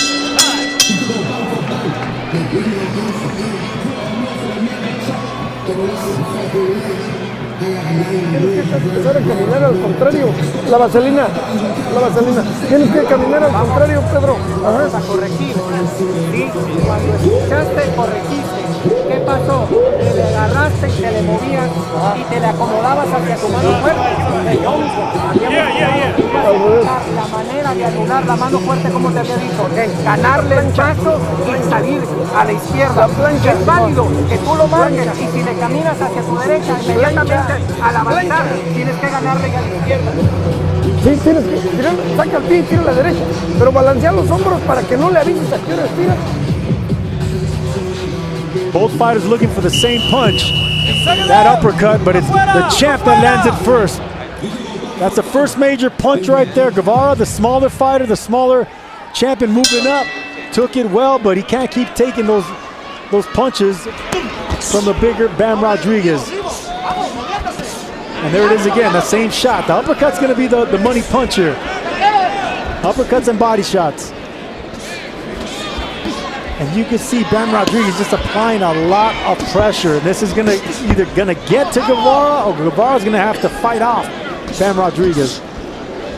Guevara was once ranked as the best light flyweight in the world by Ring Magazine. He suffered 2 recorded knockdowns in his career, one against Casimero, one against Carlos Cuadras last November, but again, he has not been stopped.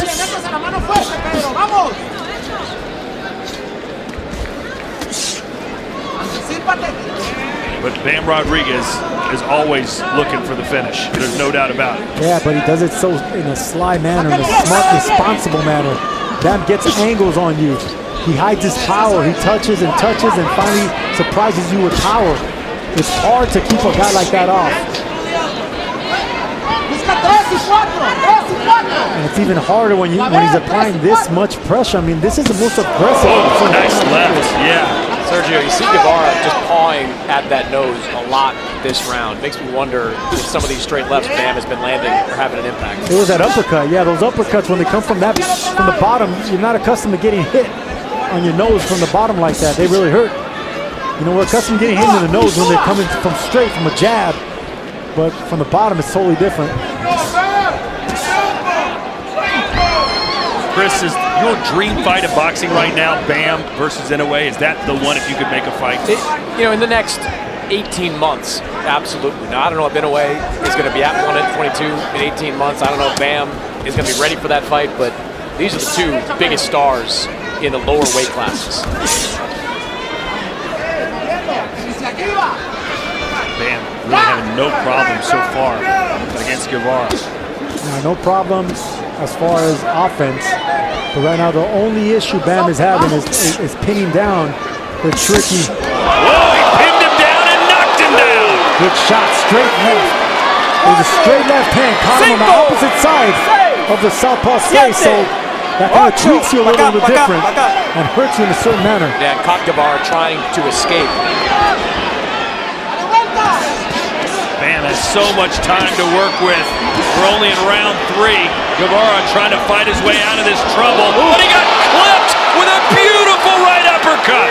That's a dangerous, beautiful shot by. And they've stopped it. Jesse Bam Rodriguez, as good as it gets. Man, you better, anyone watching, we're watching greatness right now in Bam Rodriguez.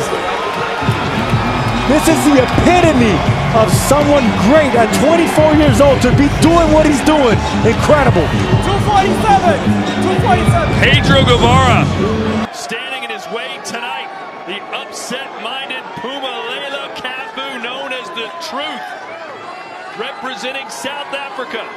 Rodriguez becoming a huge star in Texas and around the world. Can he keep his rapid ascent going? 12 rounds live from Frisco, Texas. Bam's going to have to break that range early, not give Cafu any type of confidence to keep that range and pop that jab. You know, Cafu is traditionally a counter puncher, but he said he believes needs to be more front foot tonight. He says he's going to take the fight to Bam Rodriguez. He says that, but it's going to be harder to do. I mean, he says he's going to go for the knockout, no distance here, but he's a technically sound, patient fighter, so it's hard to go out of character when you have greatness in front of you. All he's done so far, Sergio, is stay in his corner. Yeah, this is not the start that we thought we'd get from him, but he does seem to have a strategy. He wants to counterpunch and maybe hopes that Bam Rodriguez might get a little overly aggressive to entertain this packed house. Yeah, and you can see that Cafu was against the corner, but Bam didn't attack. You know, so yeah, he's technically sound, Cafu. I like, you know, he keeps his range, he keeps his distance. Strong 1-2 counterpuncher. It's hard to hit him with a clean shot because he keeps his elbows really tucked in, and he's quick on the trigger with the left hooks. Yeah, that left hook from Cafu just missed a couple times. Yeah, good 1-2, good check left hook, but he's very technically sound. That's what I like about him. He doesn't make many mistakes defensively. A lot of pink in the ring for both these fighters. Hair, trunks, gloves. You know, Cafu is comfortable fighting off that back foot and fighting against the ropes. All he's looking for is that counter right hand. Right now he's looking for that counter left hook. Normally Bam tries to get on the left side of fighters. That's going to actually benefit Cafu if he can land that left hook. Keep Bam from getting that angle on that side. And even though Cafu is coming off a career best win in Japan, the atmosphere there much different than what we're seeing here tonight. Japanese fans notoriously quiet during the action. This is a raucous, energetic crowd. And you can see that Cafu, yeah, he has a strategy in mind. He's not letting Bam get an angle to his right. You know, so that's why he's throwing that left hook. See that right there?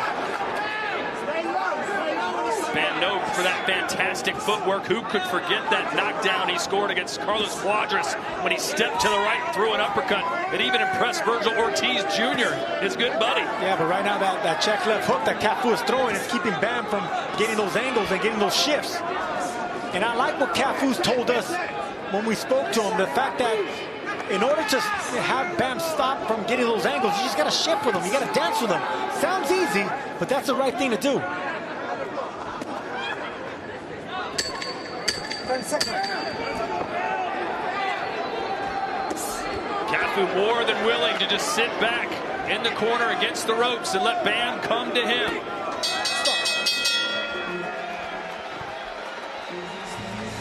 Nice round. Bam. Look, every time you're throwing this, he's coming back with his hook, so always roll, right? When you pivot, look, but always pivot. Or you go to the body, always, right? Roll. And then roll the other way, because the right hand's going to come, right? When you pivoted, he turned and he just threw the hook both ways. When you went this way too, when you went this way, he threw that hook. So make sure whenever you pivot, stay low, or remember how we worked on when you pivot and then go the other way after. All right. The first pivot, Hey, the shorts are high, so they're not low. Están muy altos sus shorts. You can't see. No se puede ver el ombligo. Sí. Stay smart, all right? Just keep touching them. We stood up plenty of times, so keep touching them, keep touching them. Don't go all out. Yes, we got time, all right? Don't make mistakes, all right? Good advice from Robert Garcia in the corner of Bam Rodriguez. Just don't get too aggressive. Keep touching him. Plenty of time. He's going to make a mistake. I love those instructions, and they saw what I saw. Cafu was throwing that left hook, keeping Bam from getting that angle, shifting to the left side of Cafu. Cafu's going to come with a strategy, man. He's implementing it nicely so far, so they got to be careful breaking down this tough African champion.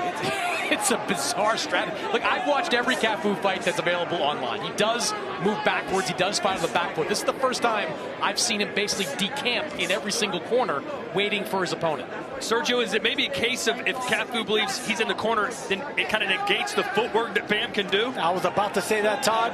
Yes, that's exactly what it is, because when Bam's moving forward, then that's when he gets the angles a lot carefully. But when you're stationary and you're throwing that left hook, you're not going to be able to go to the left side of Cafu and to the right. Cafu's best punch is the right hand.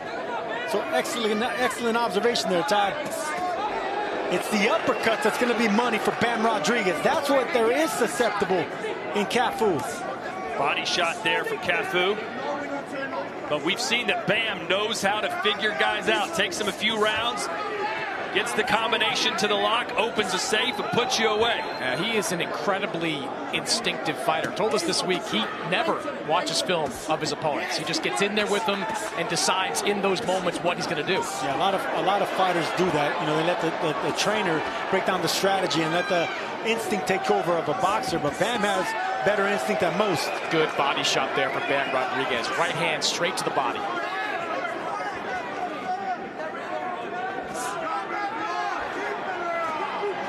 Cafu saying the last southpaw that I faced, I knocked him out in the 5th round. Bam's a good fighter, but I can beat him, and I'll show you that I'm better than the world thinks I am. That was a nice right hand there by Cafu. That's probably his best punch right there. It was a short little right hand. He's going to have to throw a lot more of those and alternate it to the chest and to the belly of the southpaw.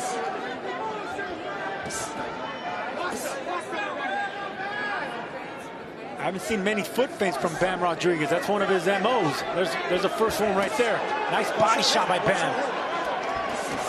Well, right on the belt line is Bam, and it forces Cafu to open up to try and get Rodriguez going backwards. What a beautiful, fluid combination by Bam Rodriguez. Didn't load up on any of those shots. 6-punch combination. Everything landed, everything perfectly placed.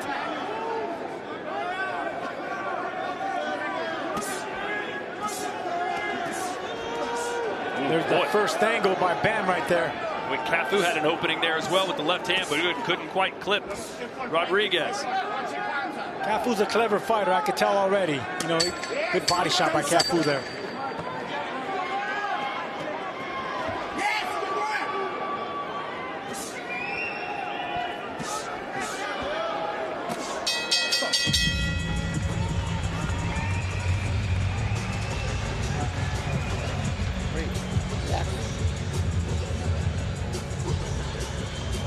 Okay, the right hand you caught him with towards the end of the round, right? Okay, breathe. How you feeling? How you feeling? Okay, remember what I said to him, when he goes down, you go up. You got to be faster than what you're giving me. You got to be fast off the mark. The right hand's there for the right hand. You got to line him up on that right hand and let it go. Keep the chin down. And you're waiting in one position. Feint, feint, Let him think. Give him something to think about, and then come back. You understand what I'm saying? It doesn't matter on the speed. You can nullify it on a quick jab and a quick right hand. You understand what I'm saying? I like those body shots. Okay.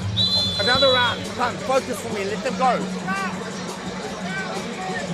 So Bam doesn't watch tape, but he does have one of the best trainers in the world in his corner who does. That's Robert Garcia. He'll lean on him for strategic advice tonight. I like the advice in Cafu's corner as well. They want him to foot feint. You know, that's the thing. Both these guys are good with their feet. One guy catches more angles, and that's Bam Rodriguez. But Cafu has really smart feet as well. So if you could foot feint and get Bam to tell you what he's going to do offensively, that's when you could probably land that right hand. That's what the foot feints do, man. They lie to your opponent, and it makes your opponent show you his cards, show you the punches that he has planned on throwing. These are close rounds, though, Chris. Not really. No, you give them both to Bam easily. Yeah, I think Cafu is fighting a very defensive fight. He's landed a couple of good shots, good body shot towards the end of that last round, but you know, Bam's done a pretty effective job getting out of range of most of these punches, and he's making Cafu miss as well. Bam's going to have to stay low against Cafu. I could tell already, because Bam normally doesn't have to get real low when he gets that angle, but since Cafu's checking him with that hook, you know, Bam's going to have to always be careful when he goes to the left or to the right side of Cafu, but he has to stay low. This is a new strategy. I don't think anyone's tried to employ this against Bam before. And Bam's respecting it. You know, right so far, Bam has to respect what's coming back from Cafu. There's good uppercut from Cafu. Yep. Right hand. Bam caught that in the gloves. These are two sharp champions counter-punching right now. You can see the focus in their eye, how quick their feet are, the quickness in their counters. And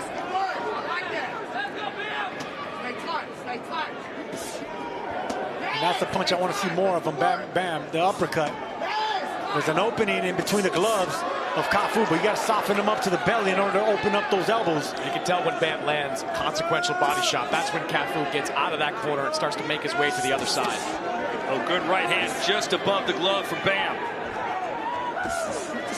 And he's trying to do what you're telling him, Sergio. 2 shots to the belt line and through the uppercut. Yep, that's going to be it. Straight nice right though for Cafu. Nice right hand by Cafu. That's his best punch. He's not loading up either on it. It's a tactical showdown so far. Yeah, it is, but he has good upper body movement, Cafu. He's not staying stationary with his hands up. Body shots too.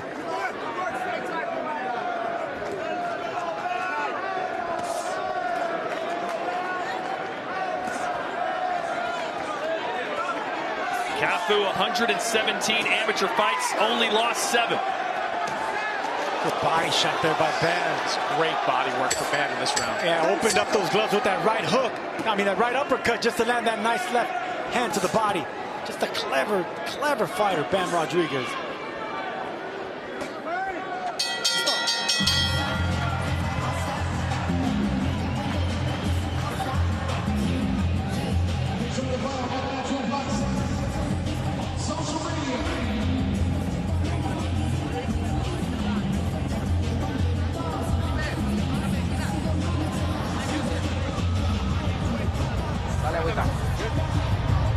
Just roll, okay? Not too much pulling back or staying right there in front of you. Don't get careless, all right? All right.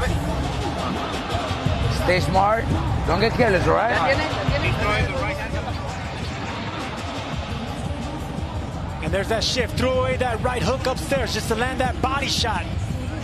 I think body shots and uppercuts is going to be the MO for Bam. And that right hand, that's going to be what Cafu's going to have to look for.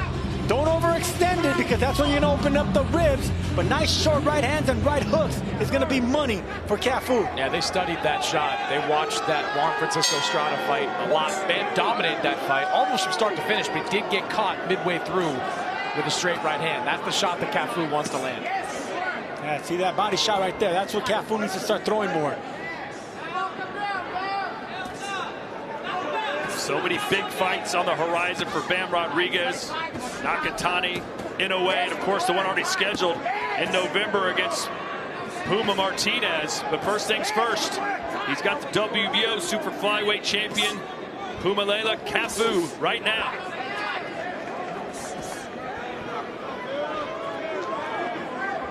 What do you make of the strategy so far, Sergio?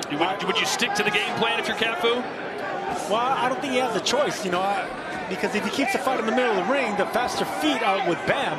So you can tell that Bam is respecting the right hand of Cafu because he's not throwing combinations like he normally does. Bam's not shifting to left or right like he normally does. So far, I think it's pretty good. Good right hand. As Bam beat him to the punch, there's a left from Cafu, though. It's a way to survive, Sergio. I don't know if it's a way to win. For every one punch that Cafu is landing, Bam's landing 3 or 4.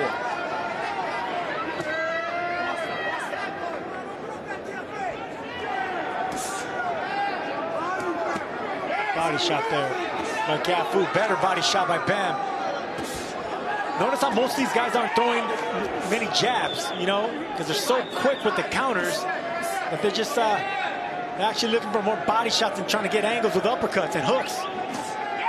While Bam has been flawless as a pro, as an amateur, things did not start well for him. He lost his first 3 amateur fights, but stuck to it, and look where he is now.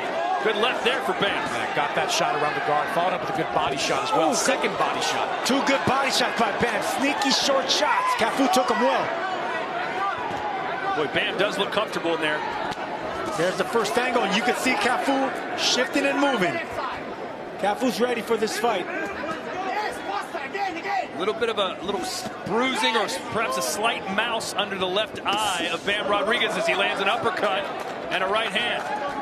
Good and shot, a straight shot. Yeah, I think Puma might be hurt a little bit. Yeah, he's rattled. Cafu was rattled with that. It was a short shot. Short right uppercut by Bam. Good left from Cafu there, responded pretty well. And now Cafu opening up a little bit. That gives more opportunities for Rodriguez.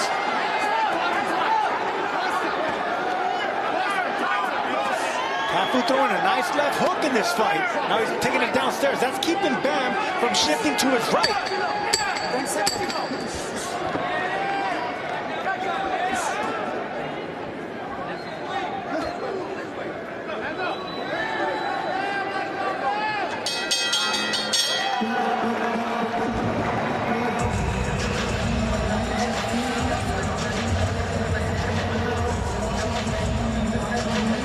From tonight, we head to Detroit City.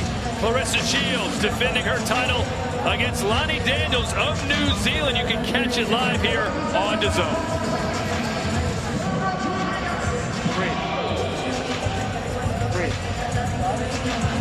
How you feeling? With me? Good. Fight coming up. Stay tight, focused, okay? He's forcing it. I know he's forcing it, but don't lunge in. You've got to be fast on that right hand. You've got to feint. Don't be in one position. Don't become chilled. Don't be in one position. Breathe. You see Bam pawing away, trying to get an angle on them. His right foot is on the outside of Cafu, but Cafu's looking for that left hand. You can see that he kind of shook him with that punch earlier that was landed. Whoops.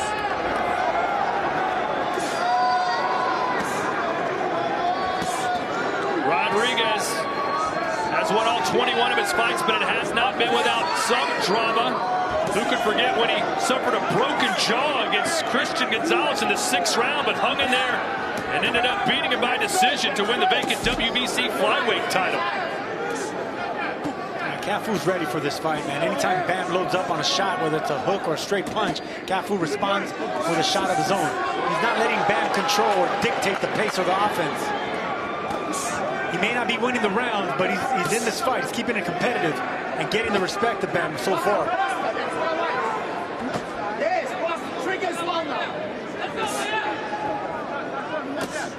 Ooh, nice right hand for Cafu.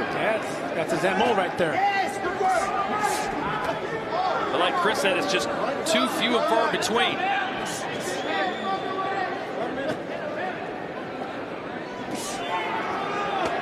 Body shot from Cafu. And again, I'll say it again, neither of these guys are really jabbing. Only 2 jabs there by Bam, but it's mostly uppercuts and hooks and trying to get an angle, trying to get good body shots. Strategic fight. Good 3-punch combination for Bam there. The corner of Cafu telling him, do not lunge in. I know he's trying to bait you, but keep your shape. Good body shot there by Cafu. I would love to see him, double up on that body shot or start using the left rights on both sides, keeping those elbows tucked in a Bam and those guns holstered. There's that footwork. There's that first angle that Bam was able to catch because Cafu didn't throw a left hook.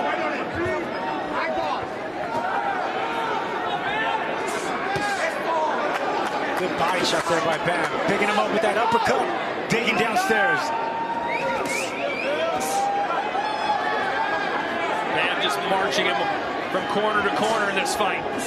Which is what Bam does. He puts a lot of physical pressure on you. Boy, nice job slipping that right hand from Cafu by Bam. There's a beautiful back and forth and foot placement. If you guys watch the lead foot of each fighter, anytime one guy gets the outside, the other guy puts it on the other side of the foot. Like Bam caught Cafu right on the top of the head. Might have hurt him there. Cafu shaking his head no, but it's a pretty good shot from Bam. Maybe he heard you.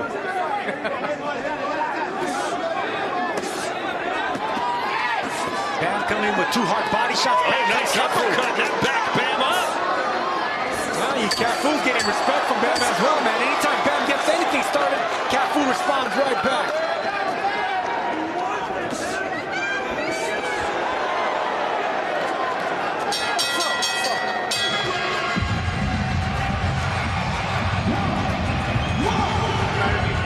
Good stuff, Bam. Viene 6. Dame el lenzuol. Toma. Okay. Breathe in and swallow if you can, right? Hey, man, you're on me. You're on the rope.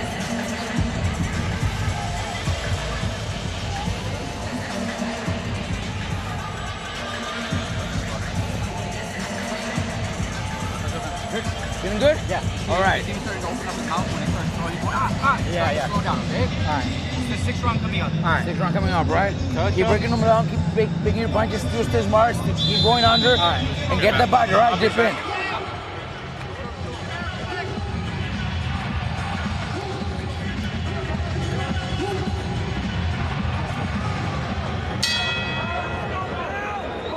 Well, Sergio Cafu promised to take Rodriguez's head off in this fight. This is not the strategy to do that. No, because right now Bam's trying to take his head off, and he has to be careful. But right now, both of them are body snatching, believe it or not, and that's what I've been liking about Cafu. Bam has to respect what Cafu is bringing, and vice versa, so they're digging to the body. See that? Ooh, good shot. Good left hook there by Cafu. But is he doing enough to win rounds? That's the question. He can do this all night and go the distance, but he's not going to win the fight. Probably not, and that's something that he's going to have to change. Does he really want to keep his title? Does he want to keep that unblemished record? Does he want to do something great, or does he just want to compete with greatness? He's in there dancing with the devil. Good body shots by Bam. They're competitive rounds, Sergio, but they're being won by Bam. That's the problem. Right. And that's the thing of, being that confident like Cafu. He could say all the right things, but the 3 draws on his record indicate that he likes keeping fights close instead of doing something great and out of the ordinary to win fights. Well, it's interesting. One of those draws took place because in South Africa, the lights went out, the electricity died, and there was no backup generator, so they just called it a draw. Chris Mannix is in Bam's corner. Robert, what do you think of what you're seeing so far? Well, look, Bam's taking his time, but he's going round by round. The guy's still dangerous, but he's picking the right punches to the body, nice uppercuts. We're doing the right thing, but, still got to be careful because Cafu's dangerous. Cafu wants to keep these fights seemingly in the corners. What do you want Bam doing when he goes there? You want him to, keep doing those angles and keep rolling because every time Bam throws, Cafu's coming back with those hooks, so we got to roll under. Nice round. Wants him to roll under those hooks. Yep, stay low. Because Cafu's a reactive puncher, so if you throw a hook, he's going to throw a hook. So if you can punch and dip, then maybe you can catch him missing and make him pay. Shot there by Bam, switching it up. 2 left hands, upstairs and down. Oh, good right hand. And back comes Cafu with the same punch, but down and up. And Bam nodded as if you got me. Yeah, I was telling Mannix earlier that I see this fight being frustrating for Bam, and I can see that already. Not winning rounds as Cafu, but still making it competitive. Yeah, he's having moments in the round, but not enough. There's a left hand for Cafu. Good left hook, and he may have won this round. Yeah, this is a good round for Cafu.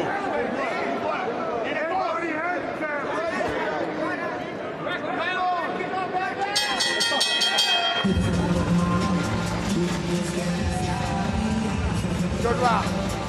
One other round like that, son. Okay. You're nice in yourself, nice and relaxed in yourself. Beautiful work. Moses Atamo, the 20-year-old phenom in the heavyweight division, taking on Dillian the Body Snatcher White live Saturday, August 16th on DAZN. Support him beautifully. Good left hook, back it up, okay? Look at me. You with me? You with me? How bad did you want it, son? Okay, let's go. Focus, stay tight, don't get overconfident. Let them fly now, okay? Take it off. Nice body shot by Bam, doubling him up. Digging, but what does Cafu do? Come right back with the same punch, doubling up that body as well. Anytime Bam tries to get any punches landing, Cafu comes right back responding with something else. Heading into the second half of the fight here now, live from Frisco, Texas. Over 10,000 fans on hand to see Bam Rodriguez try and unify the titles.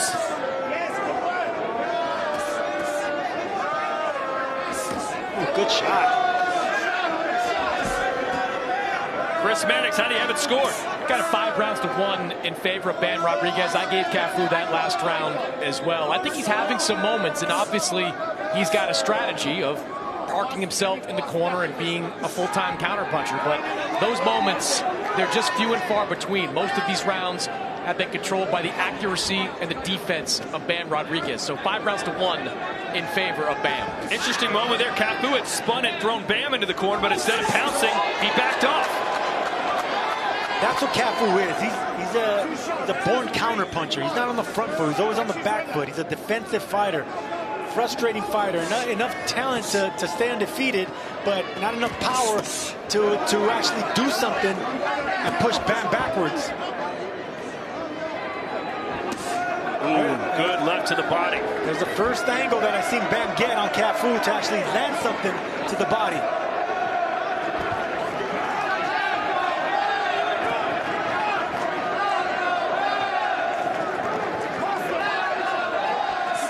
Do you think Martinez, who Rodriguez is supposed to fight in November, is watching this fight right now, learning anything he can employ? Now, Martinez fights a very different style than Phumelela Cafu. And Bam caught him there. Good left hook. Yeah, Bam, instead of going to his right, he shifted to his left and finally caught him with that uppercut. That's the punch that's going to land more often, is that uppercut. And that body work, Sergio, starting to pay dividends, I think, for Bam. You're seeing that guard come down more and more from Phumelela Cafu. And there's that left hook, left uppercut that landed right now for Bam as well. I think Bam found a home for the uppercuts now. The corner of Cafu wanted him to throw more punches this round. And by landing that uppercut, that's going to open up hooks around the guard, the tight guard of Cafu. That's the thing about African fighters. They always have to have a tight guard. You know, like Joshua Clolly and I Corte, they have that tight guard, but you can go around that guard and work against that if you keep throwing combinations. Nothing lands cleanly, but you're building points and making that head rock back and forth. Counter right for Cafu.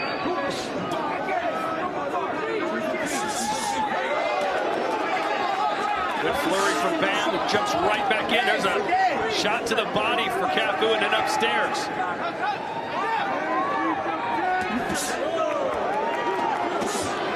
Right on the belt line again for Rodriguez.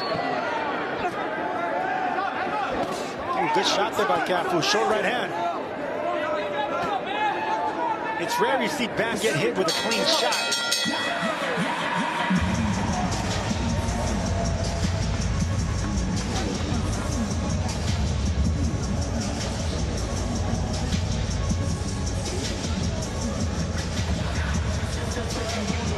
touch him, and dig into the body, or when you throw your hard punches, but not every punch is hard. Just touch him, boom, boom, body. Over here, body, all right? Or uppercuts, right? Switch it around. All right. You did a pivot with him over there, okay, you did a pivot, and you do like a little jab, and you stay standing up. You gotta roll. You gotta stay low when you pivot, okay? He's still in there, so don't get confident. Yeah. Don't get confident, right? He's still throwing. He's still in there. And here's Bam being Bam, trying to find that home for that uppercut, but he threw away that uppercut and right hook just to land that short left hand. Looking for body shots, Bam. Back comes Cafu with that long right hand. Like you guys said earlier, Bam's winning these rounds, but Cafu's keeping it competitive. Yeah, it's like every round is 60-40 for Bam. Right. That's just not quite good enough for Cafu. So it's the type of performance where he can hold his head high, but he's not going to hold a championship belt up high. And that's what I'm saying. That's a temperament of Phumelela Cafu. You know, he likes keeping fights close, but sometimes that goes against him when he gets draws. And right here, it looks like he's heading towards a loss if he doesn't do something. Yeah, in fact, when he won the title, it was by split decision despite dropping the champ Tanaka. And we'll see if Cafu has this kind of stamina and keep this kind of pace up in the final quarter of this fight, the final third, I guess, of this fight. You go back to that Tanaka fight, Tanaka had him hurt in the final round of that fight. And Bam, he just applies relentless pressure. I mean, we saw Alexander Usyk look spectacular against Danny Dubois earlier today. The kind of pressure Usyk applies is the same kind that Bam puts on. He makes you work every second of every round, even when he's not throwing. Was that the best you've ever seen Usyk, Sergio? It seems like he's always getting better and better. And now that he's 38 years old, it's incredible what we're watching. I mean, this is all-time greatness in Alexander Usyk. And a good round here for Rodriguez. Some good combinations, and Cafu slowing down maybe a little bit. Yeah, that's the first time I've seen Bam actually land a 4-5-6 punch combination, letting them hands fly. I don't know if it's because Cafu is finally relenting or Bam doesn't have respect for what's coming back. And Cafu is shortening up his shots in this round. I think that is a direct result of the body work that Bam Rodriguez has put in. Good shot there by Bam. Yeah, it was set up by that feint. Bam needs to keep going to those uppercuts. That's going to be the main punch that's going to land on Cafu. Cafu keeps the earmuffs defense up. You know, so there's a way from down up to catch something down to the chin of the uppercut. And how about the conditioning of Rodriguez? He's not even breathing heavy. Good shot. There's that little short left uppercut. Now in the past, Todd, we've seen Bam Rodriguez blow up in between camps, get really heavy.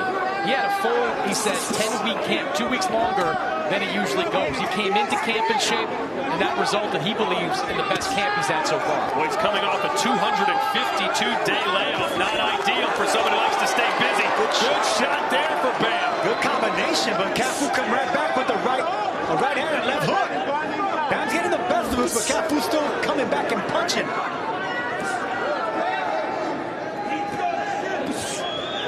You're always going to get resistance and heart from African warriors, man, but sometimes they just don't do enough to beat champions, but they're always going to compete. They're always going to hold their own and keep their head high. That's what Cafu's doing now. Competing, but not beating Bam Rodriguez. Competing, not beating. Perfectly phrased.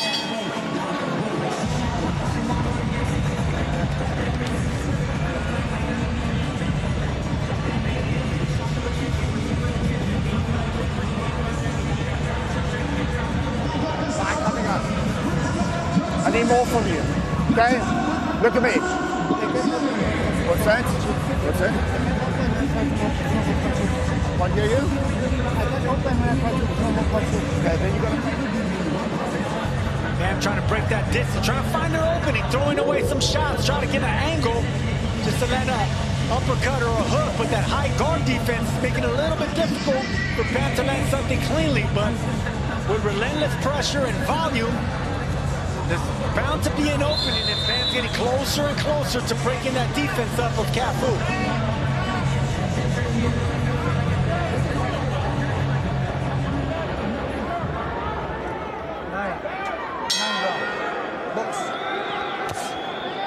Well, the message in the corner of Cafu is you got to do more. It's go time. Good shot there. Nice sweeping right hook by Bam. This is what fans love about Bam Rodriguez. No matter if he's winning comfortably on points, he's still gonna go for the knockout. He's still looking to stop his opponent, champion or not.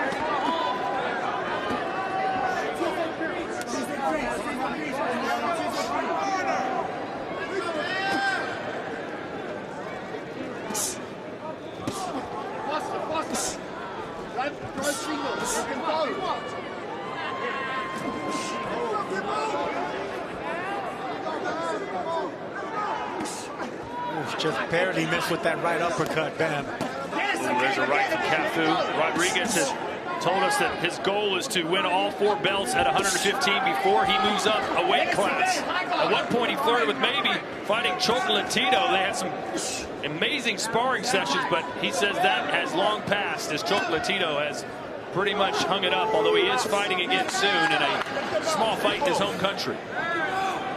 You know, Bam Rodriguez was always going to take this particular fight, but he was offered a fight next against Junto Nakatani, the 118-pound title holder. Bam accepted right away. Nakatani elected not to go forward with it. Why do you think that is? Nakatani's probably looking for a bigger fight against Inoue, which is a mega fight over in Japan. Good shot. Whoa, what a combination. Maybe the best moment of the fight for Bam, and Cafu's on the run. I think Cafu's out on his feet a little bit. He's not punching back. He's not resisting like he was earlier with the counter shots. Legs are wobbly from Cafu, sitting right in front of us in the corner. Those legs buckled as he tried to plant them. Yeah, he's buzzed. He's shook right now, Cafu. And Bam knows it, but Bam's patient. Oh, yeah, the knees are buckling anytime Bam lands. Bam smells blood, guys. It's got to be a scary proposition for Cafu because Bam just keeps coming. It's like a buzzsaw.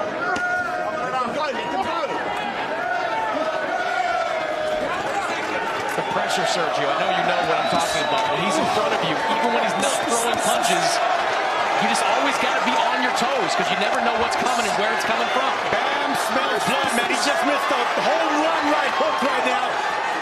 Cafu's in dangerous ground right now, guys, whether he knows it or not. And Cafu's corner might have to look long and hard at their fighter in between rounds here. He's taking a good beating in this round. If the right hooks are landing now, he's going to open up a left uppercut. There's a left from Bam, a couple uppercuts, final 5 seconds of the round. The best of the fight so far for Jesse.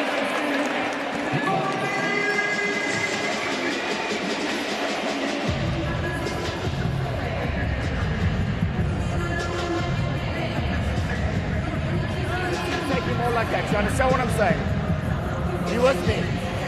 Are you with me? Do you want to carry on? Do you want to carry on? So then fucking show me something in this one, okay? 10 coming up. Go. Cafu, everything okay? Cafu. It's okay. I'm good. I want to fight. Okay. You with me? Good. Show me something this round. I'm telling you, show me something this round. Okay? Nice right, left, right. See, finally, when he found a home for those left hooks, he finally shook him up. Shook him up with combinations. Doesn't land it too cleanly, but whenever you're landing on the glove so perfectly with precision and power, you're bound to get befuddled like that, and Cafu's feeling that power of Bam. And you heard the message, show me something this round. Chris was right. The corner may think about stopping this if the beating continues. I don't think that'll happen. I can't see the corner of Cafu stopping him, man. There's just too much pride. Too much pride in unbeaten champions to go out that way. It's just an accumulation of punishment, though, Sergio. Round after round, he has taken a lot of heavy shots. But I don't know. They're partially blocked. He's still punching back. Championship round, I just don't see it. It is the opportunity of a lifetime for Cafu. Look at some of those coffee box numbers. 26 power shots landed for Bam Rodriguez in that last round. 16 for Cafu. And there's that uppercut. Bam touching downstairs. See, that's what Bam needed to do from earlier. Uppercuts, pick up that head. Don't give him nowhere to hide.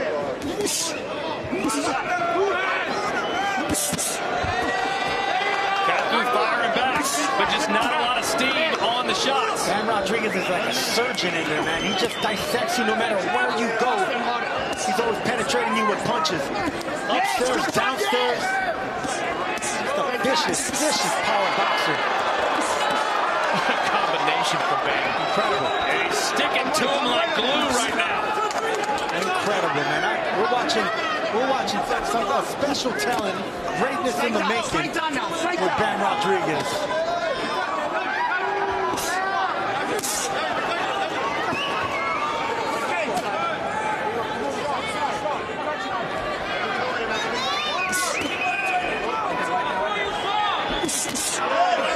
Hard shots being landed, even if they're being punched. Oh, there it was! The money shot, and Cafu's ready to go, and down he goes! Good job by the referee not stopping this fight. Sergio, the referee was about to stop the fight, but he couldn't get around Bam Rodriguez. But the corner's about to stop it, guys. The white time's coming in. And they do stop it! Bam Rodriguez wins big again!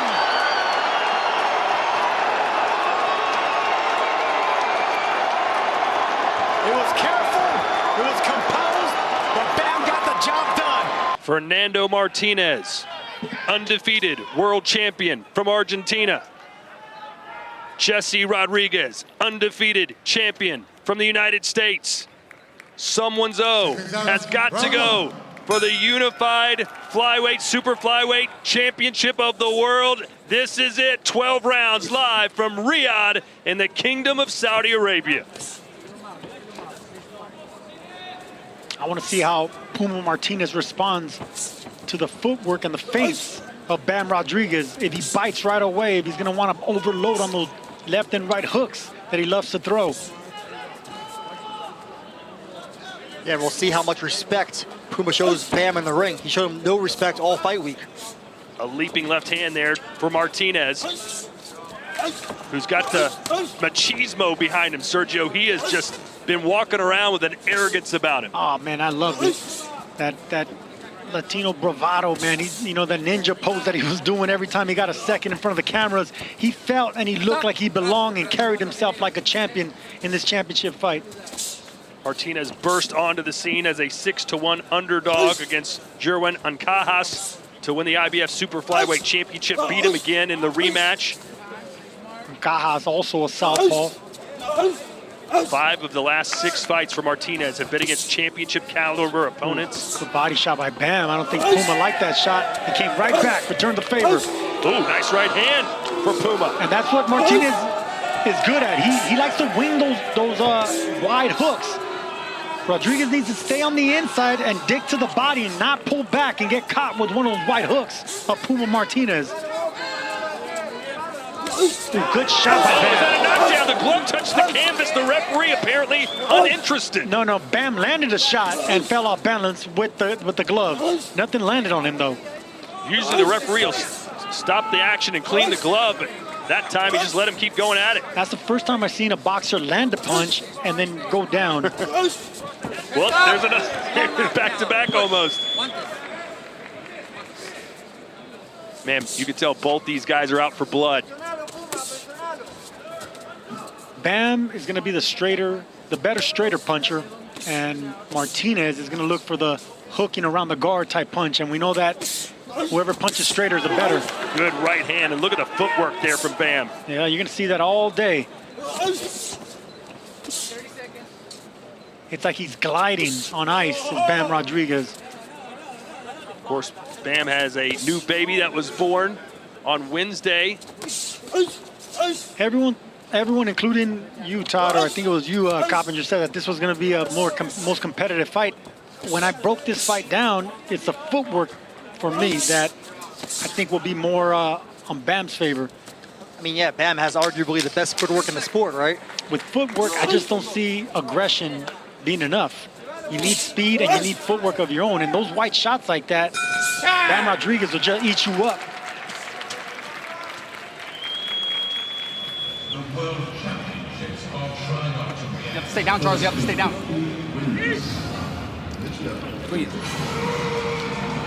How do you feel, man? Good. How do you feel, man? Strong? Nah, it's all right. still. Don't get too careless. Stay smart, right? There's a couple of rounds. If you pick up a punch, then you don't do your work. But, you know, just stay smart. He's just swinging wild. He's just swinging hard punches, so don't get caught with those. It's dangerous when he's lunging in. When he's lunging, then all stupid, just be careful. Keep your chin nice and tucked. Let him walk into something and then step around. Keep those angles going and, you know, jab, jab, step back, jab again. Keep that going for another couple of rounds, right? Just watch that wild overhand right there. Okay. Just wild punches, right? Especially in the close. That's it. He's going to punch those out, right?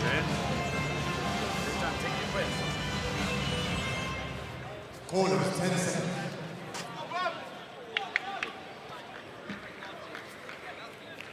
Sharp first round by Bam Rodriguez. Puma Martinez is going to have to look for another entry, another way to land something, get an offense going, because hooks is not going to be enough. It's too wide of a punch. Nice right hands there on the inside for Martinez. Likes to throw walking forward. Bam says I can beat him any way I want to, by a dominant decision or by KO. We'll just see what I want to do. Well, those are hard winging shots by Martinez. Even if blocked, they still do a little bit of damage. I would like to see Bam make Martinez totally miss by bending his knees and getting angles. Don't give this man anything to punch. Don't give him any kind of confidence. Yeah, don't let the only 9 KOs and 18 wins fool you for Martinez. He hits a lot harder than his record might indicate. Absolutely. Good body shot. Yeah. And notice how Bam landed it and dipped right back down. He can't give this guy anything to hit. Even if he's hitting gloves and forearms, the guys like Puma Martinez continue coming forward with confidence. But once you make them miss and hit air, then they get discouraged to throw punches. Just like that. Puma yelling every time he throws a punch. Yep.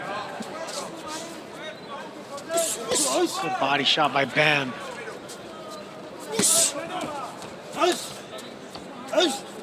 Yeah, just...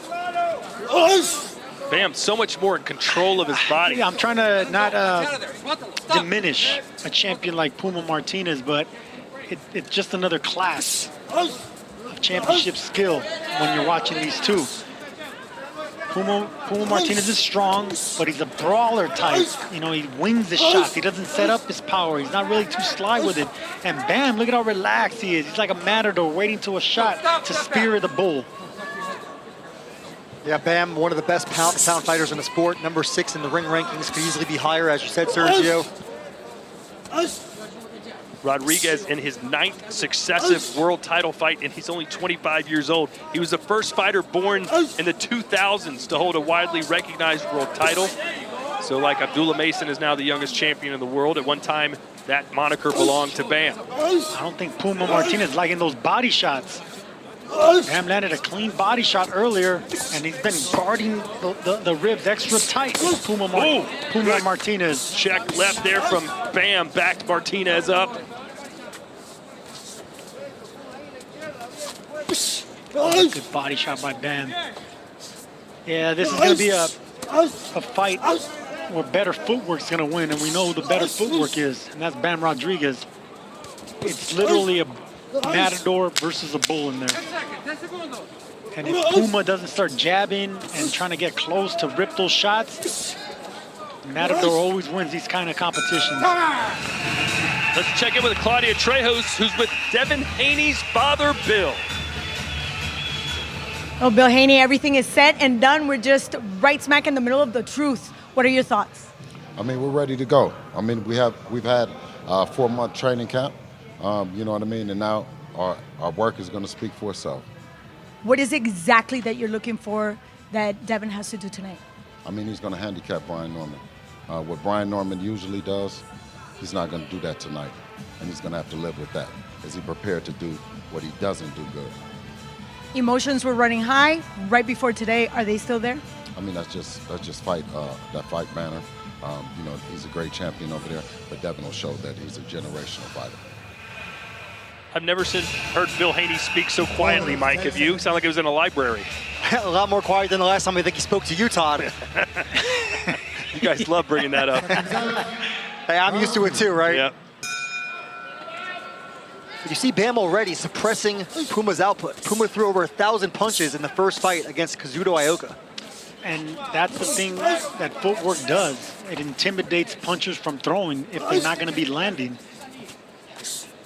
When I studied this fight, I just couldn't see Martinez, really breaking the guard unless he lands a winging shot when Bam's punching. So Martinez needs to punch with Bam. Right now, Bam's being very economical with his punches. Wow, look at the slickness there from Rodriguez. Look at that. And look at how calm he is.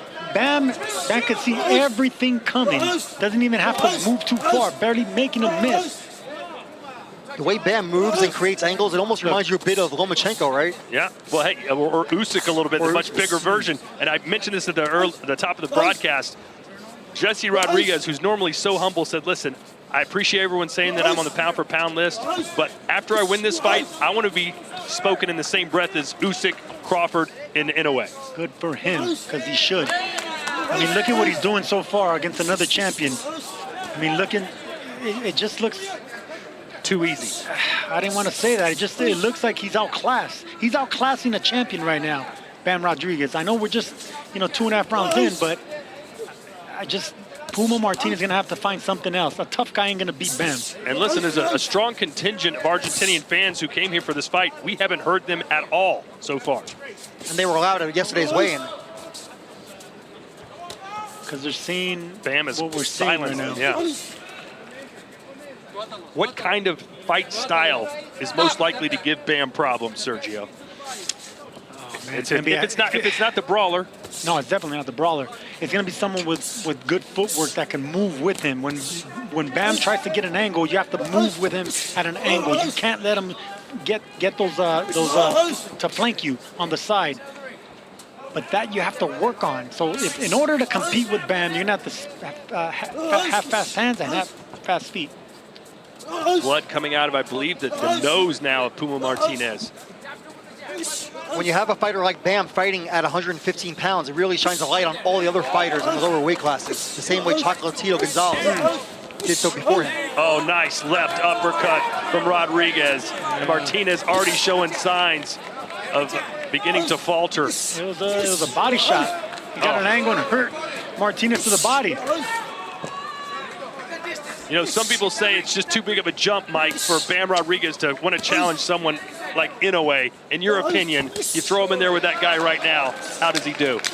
I don't think you can count out Bam. That's why he's pound for pound. And now Nakatani, he was interested in fighting. He's moving up to 122 for a fight here in Riyadh next month. So. All right, let's hear now from Brian Norman Sr.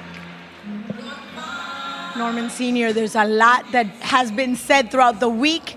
Now it's the time for the truth. What are your thoughts right now? I'm excited. I'm excited because this whole time out, it's like everything's going too perfect. Even this whole year, everything's going too perfect. From, he had a defense in March. That went perfect. He had a situation in Japan, flying and doing all of that. That went perfect. This whole train, so we had to wait 4 months while he was already in shape, and I'm thinking the whole time, like, hopefully, you don't injure something, you don't tweak something. So, I mean, that's really the whole thing, the whole build-up. So, I mean, we kept everything the same.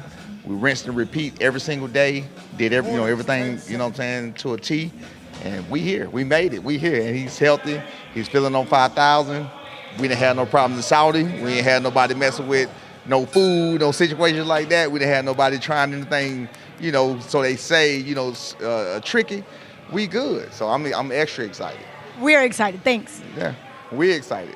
We're excited. Everything's gone too good this year, he said. Brian Norman Sr. And it would be capped off with the crowning achievement by far of his son's career. If he could beat Devin the Dream Haney, that's our next bout. But right now, so far, it's been another masterclass from Jesse Rodriguez, but I don't think many people are surprised that have seen him fight. Not at all. He's a great fighter, and again, Puma's not just any title holder. This could have been for the Undisputed Championship if you didn't give up that title to fight Ioka in the rematch. Yeah, I think, correct me if I'm wrong here, Sergio, but it's just going to be what weight class does somebody finally become just too big for Bam in order to compete with him? Yeah, and that's the reason I don't want to see that Monster Inoue fight.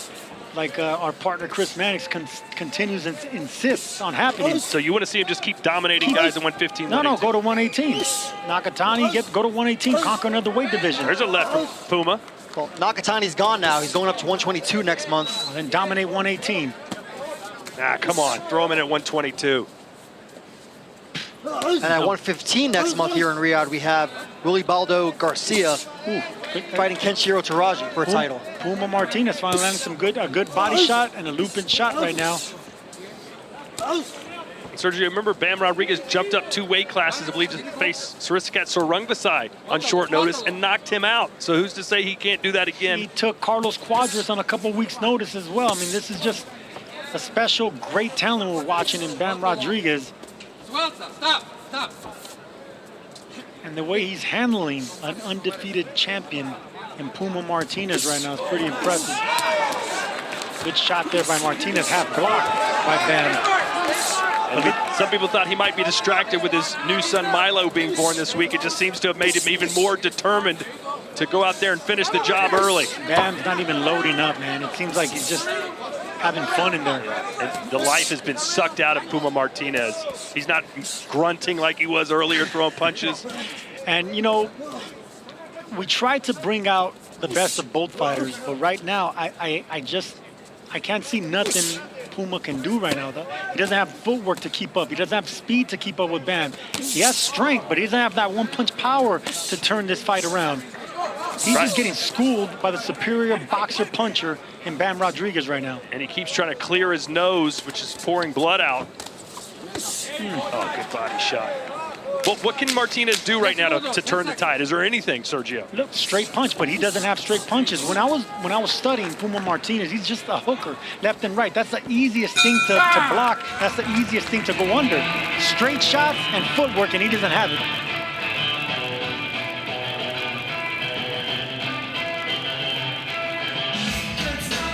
Well, ladies and gentlemen, fight nights just keep on rolling here on DAZN after its postponement earlier this year. Shabazz Massoud and Peter McGrail will finally face off in the glitz and glamour of Monte Carlo. That headlines a stacked card, and you catch it December 6th here on DAZN.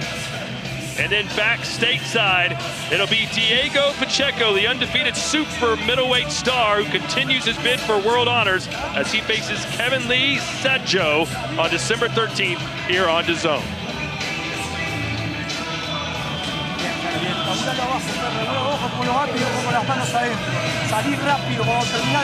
You have to come out quickly.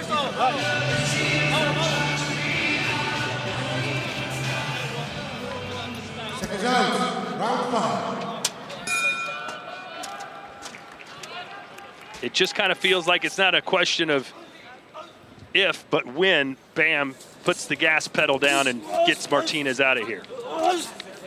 There's the grunting you wanted, Todd, from Puma Martinez. He just got caught with a right hand and continuing to try and launch the blood out of his nose so he can breathe better. Stop! And that's a no-no because you irritate the nose more and it continues bleeding more. Claudia Trejos has been listening into the corners. What do you have for us? Thank you, Todd. Thank you, Todd. I had the opportunity to talk to Pita Garcia in Bam Rodriguez's corner, and he understands that this fight could be very, very dirty on Puma's side, but they're really looking forward to just getting into gears and have Bam go for the body, just very patiently, step by step, just tear down the body and allow the head to come down. Patience is Bam's MO. I mean, footwork, patience, angles, power, speed, and we're seeing it all unfold in front of our eyes right now. The nose is really bothering Puma Martinez. About every 10 to 15 seconds, he's messing with it. You know, there's levels to boxing and there's levels to champions, and you're seeing it right now. A superior champion in Bam Rodriguez versus a tough, strong Argentine in Puma Martinez, but just levels to this. In a rare trash-talking moment, Bam was asked after the weigh-ins what he thought would happen, and he said, listen, I am the king, I am immortal, I will make this Puma my little kitty. And so far, that's pretty much been the case. He's not roaring anymore like a Puma. That's for sure. And again, it's just pawing at the nose. Maybe it's broken, Sergio. Maybe, but that's part of boxing. I mean, it's a hurt game. You gotta deal with adversity. You gotta deal with blood, cuts, knockdowns, body shots. There's no excuses, man. This is what we go through. Shakur Stevenson sparred Bam Rodriguez a long time ago when he was trying to gear up for the Olympics, and he said, man, this little dude punches harder than people my weight. I always knew how special Bam Rodriguez was going to be. Well, there's a left hand for Puma Martinez. Might even punch harder than Shakur Stevenson. What's next for Shakur, Mike? You know, there's some talk of maybe fighting Teofimo Lopez at 140, so we'll have to see. But for Bam, his brother Joshua Franco's fought in Japan before. I think we're going to have to see him fight in Japan finally, or at least against a Japanese fighter. A lot of title holders at 118. Like we said, Kenshiro Taraji fighting here next month. Oh, good shot. Yeah, best punch of the fight for Rodriguez.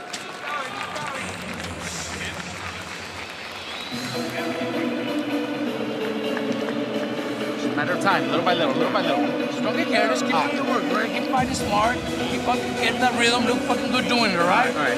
Don't get too slow, don't get too flat-footed, all right? Keep that rhythm going. Each time you land down the middle, anytime you throw down the middle, it lands, bro. Yeah, yeah. That straight left, the hard straight left to the stomach, or down the even if you don't feel anything from him anymore, you still gotta be careful, right? All right. Still make a miss, still counter good, right? All right. Here we see Bam Rodriguez just skillfully, patiently schooling a world champion and undefeated fighter in Puma Martinez. Clean shot right there, short left hand. Dodges that left hand. Just patient puncher in Bam Rodriguez. If that punch wasn't partially blocked by that right glove of Puma, that would have done more damage, but still, the writing's on the wall. Round 6 scheduled for 12. Martinez just still trying to find something to maybe get some momentum building, but Bam not allowing it. Blocking everything coming his way and just landing almost at will.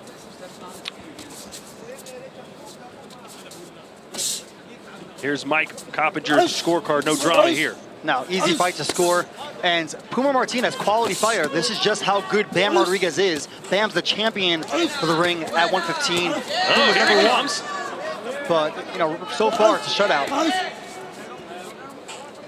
Nice flurry there for Martinez.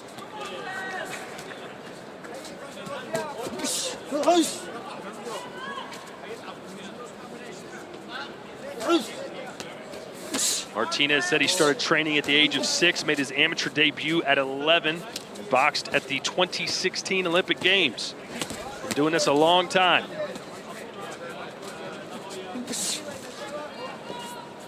He's having a decent round 6 here. I think Bam's playing possum a little bit, looking to rip him to the body, because that's what Puma Martinez does. He lifts those elbows up and he punches wide around the guard. Uppercuts and body shots is what Bam's going to be looking for.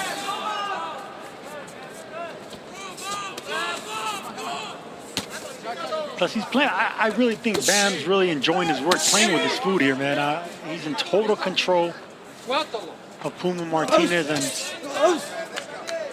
and just enjoying himself, enjoying the ride, taking his time. Fancy footwork again from Bam Rodriguez. He stepped to the left, to the right. Spins you around. It's a matador. Yeah, all he's missing is the red cape. A matador versus a bull we're watching here. A wounded bull.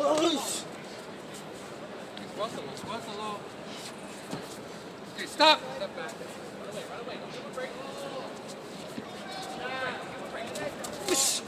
Well, you thought this could be a one-sided fight, Sergio, and it certainly has been. I did, and counter to what a lot of my peers were saying online, and Mike Coppinger was one of them.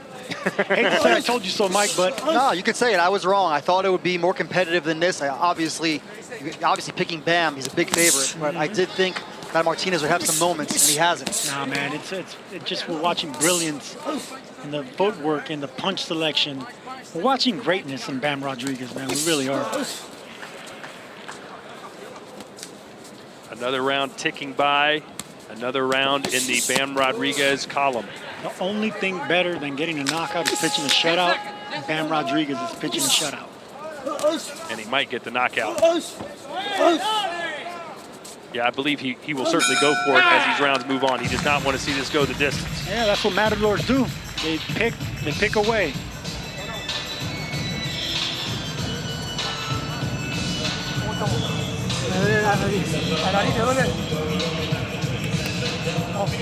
Yeah, my nose is hurting. My nose is hurting.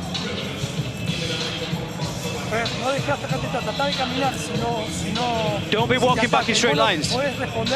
If you can respond. You okay? You good?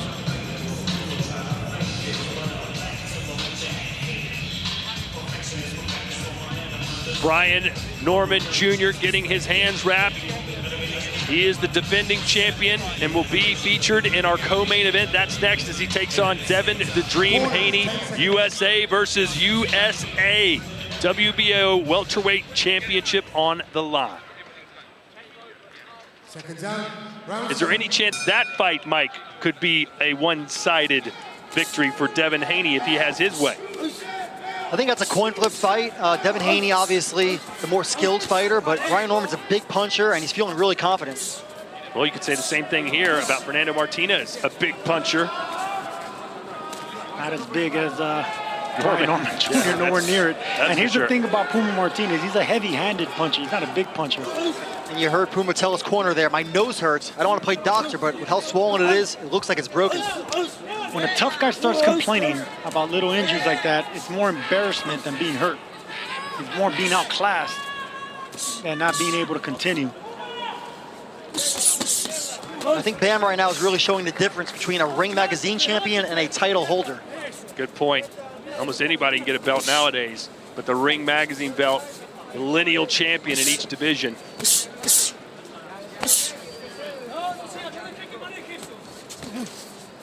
What's your Bam matchup that you want to see, Mike? I think there's two matchups that are obvious, both Japanese fighters. You have Willy Baldo Garcia against Kenshiro Taraji, great fighter, you know, long in the tooth now a little bit, fighting here December 27th, Night of the Samurai. The winner of that fight, I guess of course it could be Garcia, against Bam will be for the Undisputed Championship. And then on Monday in Japan, you have Tenshin Natsukawa, a big star over there, fighting Naoya Inoue's brother, Takuma, for a vacant title at 118, so. Yeah, Tenshin, a world champion kickboxer before picking up boxing. He hasn't missed a beat, he's never lost. By the way, you saw the fight punch stat numbers there. Bam has landed over 100 punches more. Bam is schooling a world champion in Puma Martinez.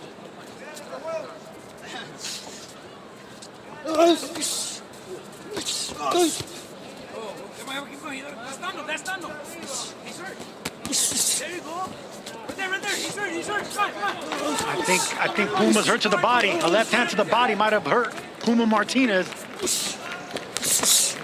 Bam Rodriguez making this look extremely easy, and Martinez is not an easy out. This is a championship sparring session for Bam Rodriguez. That's how great he is.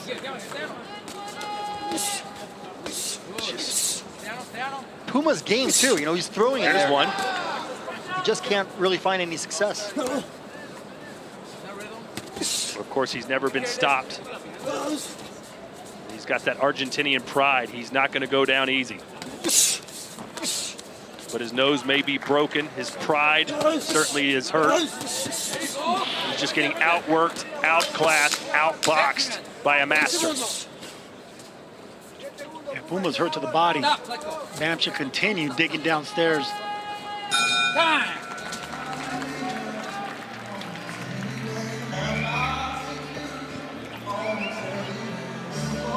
Deep breath.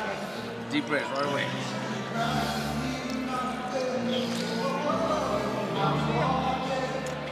You good? Yeah. All right. How's his power? All right. Don't get careless. I know you don't feel it, but yeah, just keep doing your job. Give me your combination going. All right. Touch, and then dig in, all right? Okay. Touch, dig in. Touch, dig in. Body, upward, whichever. Or that hooks too, left hooks, right? Careful when you're going after him. You still look. Touch, and dig. Downstairs are the instructions of Robert Garcia to Bam Rodriguez, and that's exactly what he's doing.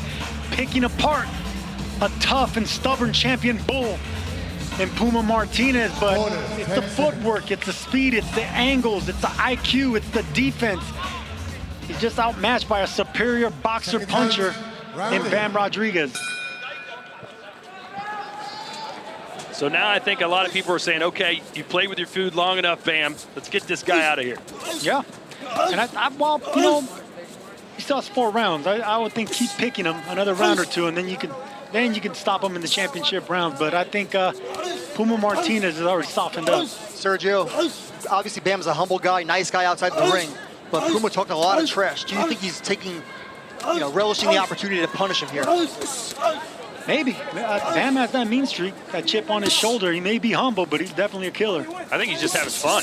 That's what I said. He's playing with his food. He's enjoying himself. It's a glorified sparring session from him.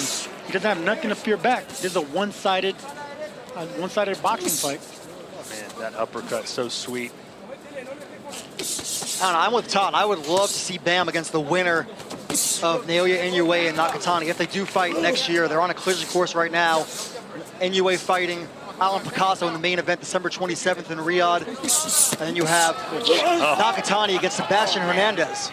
But look. How about let's do it at the Alamo Dome in San Antonio? You know what I mean? Inoue versus Bam in the Alamo Dome. Matchroom and Eddie Hearn has been doing an incredible job with Bam Rodriguez. I think taking him back to Texas is the way to go. I think that Inoue fight, though, would have to probably happen in Las Vegas. All the money there, the Japanese boxing fans spending a lot of money. Or maybe at the Tokyo Dome.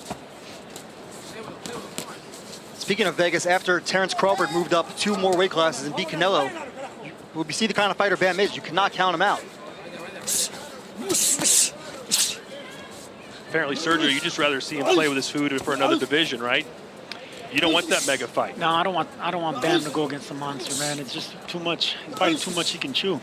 Just become undisputed, become great at 115, move up to 118. I bet Bam might be the favorite in that fight. It's not like he's going to be a 7-1. If people are fought Inoue, you don't think he'd be the favorite? Slap yourself. No? I don't think that's crazy. I mean, it's a way. I think Inoue would be the favorite, but I don't think he'd be a major favorite. Man, I'm about to slap both of you guys. Inoue he got dropped in his last fight. Matter. Who dropped him in his last fight? Was he anything? Naoya The cab driver that dropped him in his last fight? Naoya Inoue is an incredible fighter. Incredible speed. Incredible power. He's amazing. Pound great. Yes. And just a little bit too big for Bam.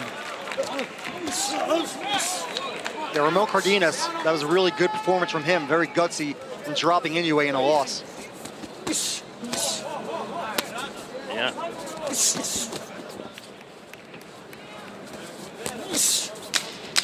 We want super fights, Sergio. Yeah, let them develop by themselves, not force them. How are you going to skip another division? This man went from 108 to 115. But Inoue's moving up a division. How many more divisions he got to chase him? We may never get that fight. I'm done talking to you. Lazy, don't get too comfortable, right? Do your work, all right? Easy work, just stay smart, okay? Make it look good, boom, make it look good. The moment that you start pressuring a little bit more, it's ready to go, right? Just don't even have to be all hard punches. Boom, play with boom, boom, boom, and to the sides, another 2 or 3, all right? Oh shit, you right? Yeah. Every round is yours, man. Ninth round coming up, right? Round 9.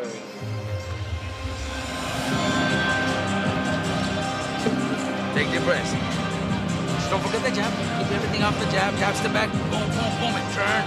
Turn, all right? Yeah, start picking it up a little more. All right? Don't get too comfortable, all right? Don't get too comfortable. Don't get too confident. That's the advice from Robert Garcia. I mean, it sounds simple.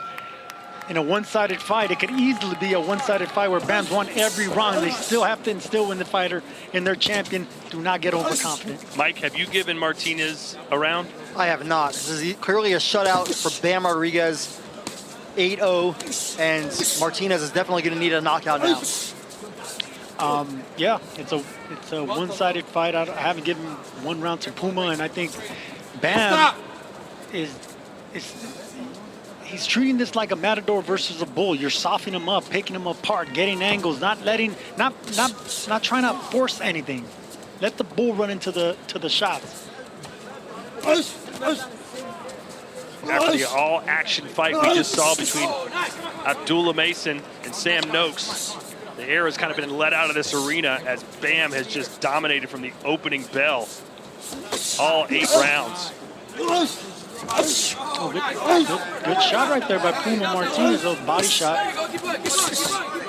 Now he's backing him up. Might have upset Bam Rodriguez. Yeah, maybe he needed to be hit once to go, all right, let me get this guy out of here. And the blood continues to pour from his nose. Well, if anything, Fernando Martinez is showing you how tough he is. Stop. Tough ain't enough.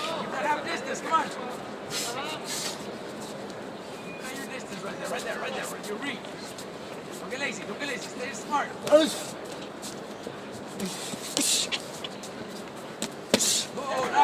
Nice left right on the tipple as we check in again with Claudia Trejos. Thank you, Todd.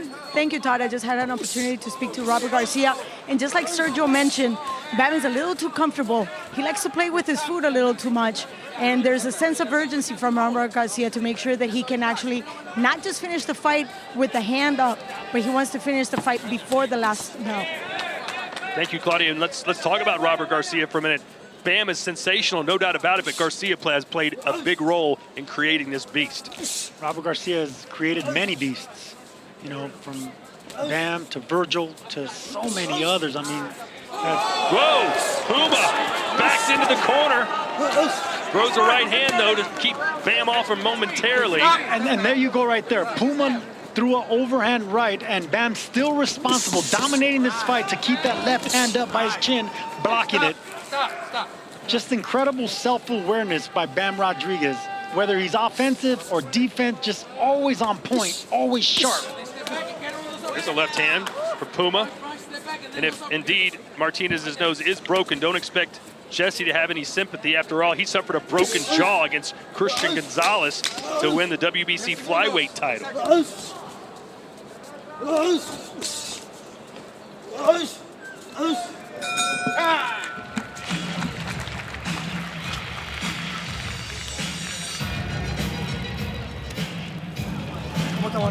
How you feeling?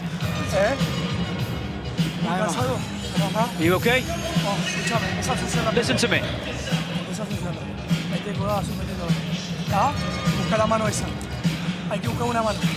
You need to look for a shot. You need to find a shot here.